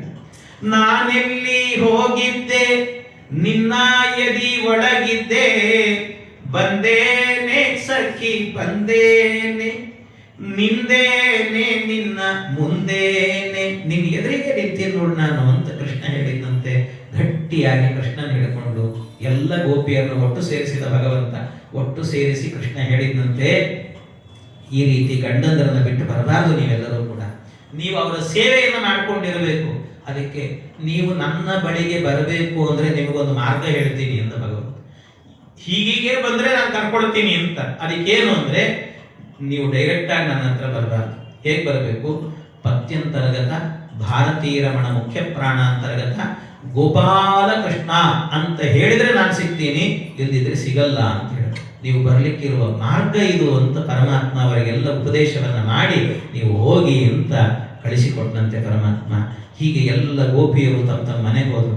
ಇದರ ಮಧ್ಯದಲ್ಲಿ ಪರೀಕ್ಷಿತ್ ಮಹಾರಾಜರು ಕೇಳ್ತಾರೆ, ಕೆಲವರು ಕೇಳಬಹುದು ಅಂತ ಕೇಳ್ತಾರೆ, ಅಲ್ಲ ಏನೇ ಆಗ್ಲಿ ಈ ಕೃಷ್ಣ ಇಷ್ಟೂ ಜನರನ್ನು ಕೂಡ ಇಲ್ಲಿ ಕರ್ಕೊಂಡು ಬಂದು ಕೂತ್ಕೊಂಡ್ಬಿಟ್ನಲ್ಲ, ಅವ್ರ ಗಂಡಂದ್ರಿಗೆ ಬೇಜಾರಾಗ್ಲಿಲ್ವಾ ಅಂತ, ಅವ್ರ ಗಂಡಂದ್ರಿಗೆಲ್ಲ ಸಹ ಅನ್ಯಾಯ ಮಾಡಿದ ಹಾಗಾಯ್ತಲ್ಲ ಅಂತ ಕೇಳಿದ್ರೆ ಅದಕ್ಕೆ ಶುಕಾಚಾರ್ಯ ಹೇಳ್ತಾರೆ, ಅಲ್ಲ ಅವ್ರ ಗಂಡಂದ್ರಿಗೆ ಇಲ್ಲದ ಸಮಸ್ಯೆ ನಿನಗೆ ಯಾಕೆ ಅಂತ ಕೇಳ್ತಾರೆ. ಅವರೇ ಸಮಸ್ಯೆ ಮಾಡ್ಕೊಂಡಿಲ್ಲಂತೆ, ನೀವ್ಯಾಕೆ ಸಮಸ್ಯೆ ಮಾಡ್ಕೊಳ್ತೀರಿ ಅಂತ ಅವರೇ ಏನು ಅನ್ಕೊಂಡಿಲ್ಲ. ಮತ್ತೆ ಇನ್ನೊಂದೇನು ಗೊತ್ತಾ, ಇನ್ನೊಂದೇನು ಅಂದ್ರೆ ಇವರೆಲ್ಲ ಇಲ್ಲಿ ಬಂದಿದ್ರು ಕೂಡ ಗಂಡಂದರಿಗೆ ಸಮಸ್ಯೆ ಆಗಲಿಲ್ಲಂತೆ. ಅಲ್ಲಲ್ಲಿ ಗಂಡಂದರಿಗೆ ಇದೇ ಗೋಪಿಯರೇನೆ ಇನ್ನೊಂದು ರೂಪದಲ್ಲಿ ಅಲ್ಲಿ ಇದ್ಬಿಟ್ಟಿದ್ರಂತೆ. ಕೃಷ್ಣನ ಹತ್ರ ಬಂದಾಗ ಅವರಿಗೆ ಸಮಸ್ಯೆ ಆಗಲಿಲ್ಲ ಆ ಅರ್ಥದಲ್ಲಿ. ಹಾಗಾಗಿ ಇದನ್ನೇನು ಯೋಚನೆ ಮಾಡಬೇಕಾಗಿಲ್ಲ ಅಂತ ಇದನ್ನೆಲ್ಲ ವ್ಯಾಖ್ಯಾನದಲ್ಲಿ ಸತ್ಯಧರ್ಮ ತೀರ್ಥರು ಬಹಳ ಸುಂದರವಾಗಿ ನಿರೂಪಣೆ ಮಾಡ್ತಾರೆ. ಹಾಗೆ ಇವರನ್ನೆಲ್ಲ ಕಳಿಸಿದ ಮೇಲೆ ಭಗವಂತ ಮುಂದೆ ಮತ್ತೊಂದು ದಿವಸ ಆಗಬೇಕಾದ್ರೆ ಪರಮಾತ್ಮ ಏನು ಮಾಡಿದಂತೆ, ಎಲ್ಲ ಗೋಪಾಲಕರನ್ನು ಕರ್ಕೊಂಡು ನಿತ್ಯ ದನ ಕಾಯಲಿಕ್ಕೆ ಹೋಗ್ತಿದ್ನಲ್ಲ, ಒಂದು ದಿವಸ ಏನು ಮಾಡಿದಂತೆ ಕೃಷ್ಣ ದನ ಕಾಯಲಿಕ್ಕೆ ಹೋಗುವಾಗ ಬುತ್ತಿ ಕಟ್ಕೊಳ್ಳಿಲ್ಲ. ನಿತ್ಯ ಮೊಸರನ್ನ ಕಟ್ಕೊಂಡು ಹೋಗ್ತಿದ್ದ, ಬುತ್ತಿ ತಗೊಳ್ಳಿಲ್ಲಂತೆ. ಬುತ್ತಿ ಇಲ್ಲದಂತೇನೆ ಹೋದ ಭಗವಂತ. ಬುತ್ತಿ ಇಲ್ಲದಂತೆ ಹೋದಾಗ ಆಗ ಏನಾಯಿತು ಅಂದ್ರೆ ಅಲ್ಲಿ ಈ ಕೃಷ್ಣ ಹೋಗುವುದನ್ನು ನೋಡಿ, ಅಯ್ಯೋ ಕೃಷ್ಣ ಹೋಗಿದ್ದಾನೆ ಅಂತ ಆದ್ರೆ ಹಾಗಾದ್ರೆ ನಮಗೂ ಎಲ್ಲ ಸಿಗುತ್ತೆ ಅಲ್ಲಿ ಪದಾರ್ಥ, ಆದ್ರಿಂದ ನಾವು ಖಾಲಿ ಕೈಯಲ್ಲಿ ಹೋದ್ರಾಯ್ತು ಅಂತ ಎಲ್ಲ ಖಾಲಿ ಕೈಗೆ ಹೋದಂತೆ. ಖಾಲಿ ಕೈಯಲ್ಲಿ ಹೋದಾಗ ಅಲ್ಲಿ ಭಗವಂತ ಅವನೊಬ್ಬ ಮಾತ್ರ, ಅವನಿಗೇನು ಬೇಕಾಗಿಲ್ಲ, ಊಟ ಬೇಕಾಗಿಲ್ಲ, ತಿಂಡಿ ಬೇಕಾಗಿಲ್ಲ. ಆದರೆ ಮಧ್ಯಾಹ್ನ ಆಯಿತು, ಎಲ್ಲ ಗೋಪಾಲಕರಿಗೆ ಹಸಿವಾಗಲಿಕ್ಕೆ ಶುರುವಾಯಿತು. ಕೃಷ್ಣನ ಹತ್ರಕ್ಕೆ ಬಂದರು, ಕೃಷ್ಣ ಬಲರಾಮ ನಮಗೆ ಹಸಿವಾಗ್ತಾ ಇದೀನೋ, ನೀನು ಖಾಲಿ ಕೈಲಿ ಬಂದಿ ಅಂತ ಏನಾದರೂ ವ್ಯವಸ್ಥೆ ಇರುತ್ತೆ ಅಂದ್ಕೊಂಡು ಬಂದ್ಬಿಟ್ಟಿದ್ದೀವಿ ನಾವು, ಏನಾದರೂ ಊಟದ ವ್ಯವಸ್ಥೆ ಮಾಡು ಅಂತ ಕೇಳಿದ್ರಂತೆ. ಅದಕ್ಕೆ ಕೃಷ್ಣ ಹೇಳಿದ, ಇಲ್ಲೇ ಪಕ್ಕದಲ್ಲೇ ಬ್ರಾಹ್ಮಣರೆಲ್ಲ ಸೇರಿಕೊಂಡು ಹೋಮ ಹವನಗಳನ್ನು ಮಾಡುತ್ತಾ ಇದ್ದಾರೆ. ಆ ಹೋಮ ಹವನಗಳನ್ನು ಮಾಡುವ ಆ ಜಾಗಕ್ಕೆ ಹೋಗಿ ಅಲ್ಲಿ ಕೇಳಿ, ಕೃಷ್ಣ ಬಲರಾಮನಿಗೆ ಬೇಕು ಅಂದ್ರೆ ಕೊಡ್ತಾರೆ, ಅವರು ತಗೊಂಡು ಬನ್ನಿ. ಹೋಗಿ ಕೇಳಿದ್ರಂತೆ. ಬ್ರಾಹ್ಮಣರೆಲ್ಲ ಸೇರ್ಕೊಂಡು ಬೈದ್ರಂತೆ ಇವರನ್ನ, ಏನ್ ಕೇಳ್ತಾ ಇದ್ದೀರಿ ನೀವೆಲ್ಲ, ಇನ್ನು ಹೋಮ ಆಗಬೇಕು, ಪೂಜೆ ಆಗಬೇಕು, ನೈವೇದ್ಯ ಆಗಬೇಕು, ಬಂದ್ಬಿಟ್ಟಿದ್ದಾರೆ ಆಗಲೇ, ಹೋಗ್ರೆ ಆ ಕಡೆ ಅಂತ ಬೈಕ್ ಕಳಿಸಿದ್ರು. ಬಂದರು ಇವರೆಲ್ಲ ಬಂದು, ಕೃಷ್ಣ ಕೊಡ್ತಾ ಇಲ್ಲಪ್ಪ ಬ್ರಾಹ್ಮಣ. ಅದಕ್ಕೆ ಕೃಷ್ಣ ಹೇಳಿದ, ನೀವು ಬ್ರಾಹ್ಮಣರು ಅಂದ್ರೆ ಅವ್ರ ಹತ್ರ ಕೇಳಬಾರ್ದು, ಬ್ರಾಹ್ಮಣ ಪತ್ನಿಯರಲ್ಲಿ ಕೇಳಬೇಕು ಅಂತೇಳಿ. ಬ್ರಾಹ್ಮಣ ಪತ್ನಿಯರಲ್ಲಿ ಅವರಿಗೆ ನನ್ನ ಮೇಲೆ ಪ್ರೀತಿ ಜಾಸ್ತಿ, ಹೋಗಿ ನೀವು ಹೆಣ್ಣು ಮಕ್ಕಳ ಕರಳೋದು ನನ್ನನ್ನು ಹುಡುಕೊಂಡು ಬರುತ್ತೆ ಅಂತ ಕೃಷ್ಣ ಹೇಳಿ ಕಳಿಸಿದಂತೆ. ಹೇಳಿ ಕಳಿಸಿದ ಕೂಡಲೇ ಎಲ್ಲ ಪಕ್ಕದಲ್ಲಿ ಅಡಿಗೆ ಮಾಡ್ತಾ ಇದ್ದೆ ಹೆಣ್ಣು ಮಕ್ಕಳ ಹತ್ರ ಹೋಗಿ ಕೇಳಿದ್ರು. ಅವ್ರಿಗೆ ಇಷ್ಟು ಖುಷಿ ಆಯಿತು ಅಂದ್ರೆ, ಕೃಷ್ಣ ನಾವು ಮಾಡಿದ ಅಡಿಗೆಯನ್ನು ಊಟ ಮಾಡ್ತೀನಿ ಅಂತ ಹೇಳಿ ಕಳಿಸಿದ್ದಾನ, ಸಂತೋಷವಾಗಿ ಮಾಡಿದ ಪದಾರ್ಥಗಳನ್ನೆಲ್ಲ ಭುಜದ ಮೇಲೆ ಹೊತ್ಕೊಂಡು ಬಂದ್ರಂತೆ ಎಲ್ಲರೂ ಕೂಡ. ಒಬ್ಬ ಗೋಪಿಗಂತೂ ತಾನು ಮಾಡಿದ ಪದಾರ್ಥವನ್ನು ಕೃಷ್ಣನಿಗೆ ನೈವೇದ್ಯ ಮಾಡ್ತೀನಿ ಅಂತ ಸಂಭ್ರಮದಿಂದ ಬರ್ತಾ ಇದ್ರು. ಗಂಡ ಬಂದು ನೋಡಿ ಬೈದಂತ ಒಂದ್ಸರ್ತಿ, ಇಲ್ಲಿ ನಮ್ಮ ಊಟ ಆಗದೆ ಅಲ್ಲಿ ಹೋಗ್ತಾ ಇದೆಯಾ ನೀನು, ಹೋಗ್ಬಾರ್ದಂತ ಬೈದಂತೆ. ಬೈದದ್ದಕ್ಕೆ ಭಾಗವತ ಹೇಳುತ್ತೆ, ಅವಳು ಏನ್ ಮಾಡಿದ್ದಂತೆ, ಕೂಡ್ಲೆ ಹೋಗಿ ಒಂದು ಹಗ್ಗ ಕಟ್ಟಿ ಆತ್ಮಹತ್ಯೆ ಮಾಡ್ಕೊಂಡ್ಬಿಟ್ಟಂತ. ಏನೋ ಇದು ಅಂದ್ರೆ ಅವಳು ಹೇಳ್ತಾಳೆ, ಕೃಷ್ಣನಿಗೆ ಸಮರ್ಪಣೆ ಮಾಡಲಿಕ್ಕೆ ಇಲ್ಲದ ಜನ್ಮ ನನಗೆ ಬೇಡ ಅಂತ, ದೇವರ ನೈವೇದ್ಯ ಮಾಡದೇ ಇರುವ ಜನ್ಮವೇ ವ್ಯರ್ಥ ಅಂತ ತಿಳ್ಕೊಂಡು ಬೇಡವೇ ಬೇಡ ನನಗೆ ಈ ಜನ್ಮ ಅಂತ ಅಲ್ಲೇ ಪ್ರಾಣತ್ಯಾಗ ಮಾಡಿ. ಅಂದ್ರೆ ಅಂಥ ಭಕ್ತರು ಕೂಡ ಇದ್ರು ಕೃಷ್ಣನಿಗೆ ಅಂತ. ಆದರೆ ಆತ್ಮಹತ್ಯೆ ಮಾಡಿಕೊಂಡ್ರೆ ದೋಷ ಆಗಲಿಲ್ಲ ಅಂತ ಅವರಿಗೆ. ನೈವೇದ್ಯಕ್ಕೋಸ್ಕರ ಮಾಡಿದೆಯಲ್ಲ ನೀನು ಅಂತ ಕೃಷ್ಣ ಅಲ್ಲಿಯೇನೇ ಮೋಕ್ಷವನ್ನು ಕೊಟ್ಟನಂತೆ ಭಗವಂತ. ಅಂದ್ರೆ ಸಮರ್ಪಣೆ ಮಾಡಿದ್ರೆ ಇನ್ನೇನೆಲ್ಲ ಕೊಡ್ತಾನೆ ಭಗವಂತ, ಅರ್ಥ ಮಾಡಿಕೊಳ್ಳಿ. ಆ ರೀತಿಯಲ್ಲಿ ಎಲ್ಲರೂ ಕೂಡ ಹೋದ್ರಂತೆ. ಹೋಗಿ ಕೃಷ್ಣನ ಎದುರಲ್ಲಿ ಕೂತ್ಕೊಂಡ್ರು. ನಿಂತು ಬಾಳೆ ಎಲೆ, ನೀರು ಗೀರು ಎಲ್ಲ ತಗೊಂಡೇ ಹೋಗಿದ್ರು. ಎಲ್ಲರನ್ನ ಸಾಲಾಗಿ ಕೂಡಿಸಿದ್ರಂತೆ. ಸಾಲಾಗಿ ಕೂಡಿಸಿ ಭೋಜನ ಮಾಡಿ ಅಂತೆ ಊಟಕ್ಕೆ ಬಡಿಸಿದ್ರು. ಬಡಿಸಿ ಎಲ್ಲ ಕಡೆಯಲ್ಲೂ ಕೂಡ ಏಕಕಾಲದಲ್ಲಿ ಇಂದಿರಾರಮಣ ಗೋವಿಂದ ಅಂದ್ರು ಒಂದ್ಸರ್ತಿ. ಎಲ್ಲ ಕಡೆ ಗೋವಿಂದ ಅಂದು ಊಟಕ್ಕೆ ಹಾಕಿದ್ರಂತೆ. ಕೃಷ್ಣನ್ ಜೊತೆ ಊಟಕ್ಕೆ ಹೋದ್ರು. ಎಲ್ಲಾ ಹುಡುಗರು ಊಟ ಮಾಡುವಾಗ ಸವಿಯುವಾಗ ಅವ್ರ ಮನಸ್ಸಲ್ಲಿ ಅನ್ಕೊಂಡ್ರಂತೆ, ಕೃಷ್ಣ ನಿನ್ನ ನಂಬಿದ್ವಿ ಅಂತಾದ್ರೆ, ನಿನ್ನ ಹಿಂದೆ ಬಂದ್ವಿ ಅಂತಾದ್ರೆ, ನಿನ್ನ ಅನುಗ್ರಹ ಆಯಿತು, ನಿನ್ನ ಒಲುಮೆ ಆಯಿತು ಅಂತಾದ್ರೆ ನಮ್ಮ ಜೀವನದಲ್ಲಿ ಕೊರತೆನೇ ಇಲ್ಲ ನೋಡೋ ಕೃಷ್ಣ. ಯಾಕೆ ನಿನ್ನ ನಂಬಿ ಬಂದ್ವಿ. ಬರುವಾಗ ಕೃಷ್ಣ ಇದ್ದಾನ್ ಬಿಡು ಅಂತ ಅನ್ಕೊಂಡು ಬಂದ್ವಿ. ಊಟ ಇಲ್ವೇನೋ ಅಂತ ಅನ್ಕೊಂಡ್ವಿ. ಮಧ್ಯಾಹ್ನ ಆಯ್ತು, ಸಾಯಂಕಾಲ ಆಗ್ತಾ ಇದೆ, ಇನ್ನೇನು ಇದು ಊಟ ಆಗಲ್ವೋ ಏನೋ ಅಂತ ಅನ್ಕೊಂಡಿದ್ವಿ. ನಿನ್ನ ನಂಬಿದ್ರೆ ಹೊಟ್ಟೆ ತುಂಬಾ ಊಟ ಹಾಕಿದ್ವಿ. ಸಂಜೀತನಕ ಇದ್ದು ಸಣ್ಣ ಸೌಟಿನ ತುಂಬ ಗಂಜಿ ಕಾಣದೆ ಬಳಲಿದೇನು. ವ್ಯಂಜನ ಮೊದಲಾದ ನಾನಾ ರಸಂಗಳ ಭುಂಜಿಸುವುದು ಮತ್ತೇನೋ. ಕೃಷ್ಣ ಇದೆಲ್ಲ ಯಾರಿಂದ? ನಿನ್ನ ಒಲುಮೆಯಿಂದ ನಿಖಿಳ ಜನರು ಬಂದು ಮನ್ನಿಸುವರು ಮಹಾರಾಯ. ಎನ್ನ ಪುಣ್ಯಗಳಿಂದ ಈ ಪಾರಿ ಉಂಟೇನೋ ನಿನ್ನ ಸಕಲ ಸಂಪತ್ತು. ಕೃಷ್ಣ ನಿನ್ನನ್ನು ನಂಬಿ ಬಂದದ್ರಿಂದ ಇಷ್ಟು ಜನ ನಿನ್ನ ನೋಡಿಕೊಂಡು ಬಂದದ್ದು, ನಮಗೂ ಊಟ ಆಯ್ತು ಅಂತ ಹೇಳ್ತಾರೆ. ವಿಜಯದಾಸರ ಜೀವನ ಇದು ಅಂತ. ಹಾಗೆ ಅವ್ರು ಹೇಳ್ತಾರೆ, ಕೃಷ್ಣ ಇವತ್ತು ಎಂಥ ಯೋಗ ಅಂದ್ರೆ ನಮ್ದು. ನಿತ್ಯ ಬುತ್ತಿ ಕಟ್ಕೊಂಡ್ ಬಂದಿದ್ರೆ ಎಲ್ಲೋ ಮರದ ಕೆಳಗೆ ಕೂತ್ಕೊಂಡು ನಾವೇ ತಿಂತಾ ಇದ್ವಿ. ಇವತ್ತು ನಿನ್ನ ನಂಬಿ ಬಂದದ್ರಿಂದಾಗಿ ನಿನ್ನ ಜೊತೆಯಲ್ಲಿ ಸಹಭಕ್ತಿಯಲ್ಲಿ ಕೂಟಿದ್ದೀವ ಕೃಷ್ಣ. ಈ ಧರೆಯೊಳಗೆ ಸತ್ಪಾತ್ರರ ಜೊತೆ ಗುಂಬೋ ಹಬ್ಬದೂಟವ ನುಡಿಸುವೆಯೋ. ಕೃಷ್ಣ ಎಂಥ ಯೋಗ, ಇವತ್ತಿನ ಜೊತೆ ಕೂತ್ಕೊಂಡಿದ್ದೀವಲ್ಲ ಊಟಕ್ಕೆ ಅಂತ ಎಲ್ಲ ಆನಂದವನ್ನು ಪಡ್ತಾ ಇದ್ರಂತೆ. ಹೀಗೆ ಆನಂದದಿಂದ ಊಟವನ್ನು ಮಾಡಿದ್ರು ಎಲ್ಲರೂ ಕೂಡ. ಆದ್ರೆ ಊಟ ಮಾಡಿದ್ದು ಭಗವಂತ. ಎಲ್ಲ ಊಟ ಆಯ್ತು, ಆ ನಂತರ ವಾಪಸ್ ಮನೆಗೆ ಹೋದ್ರಂತೆ.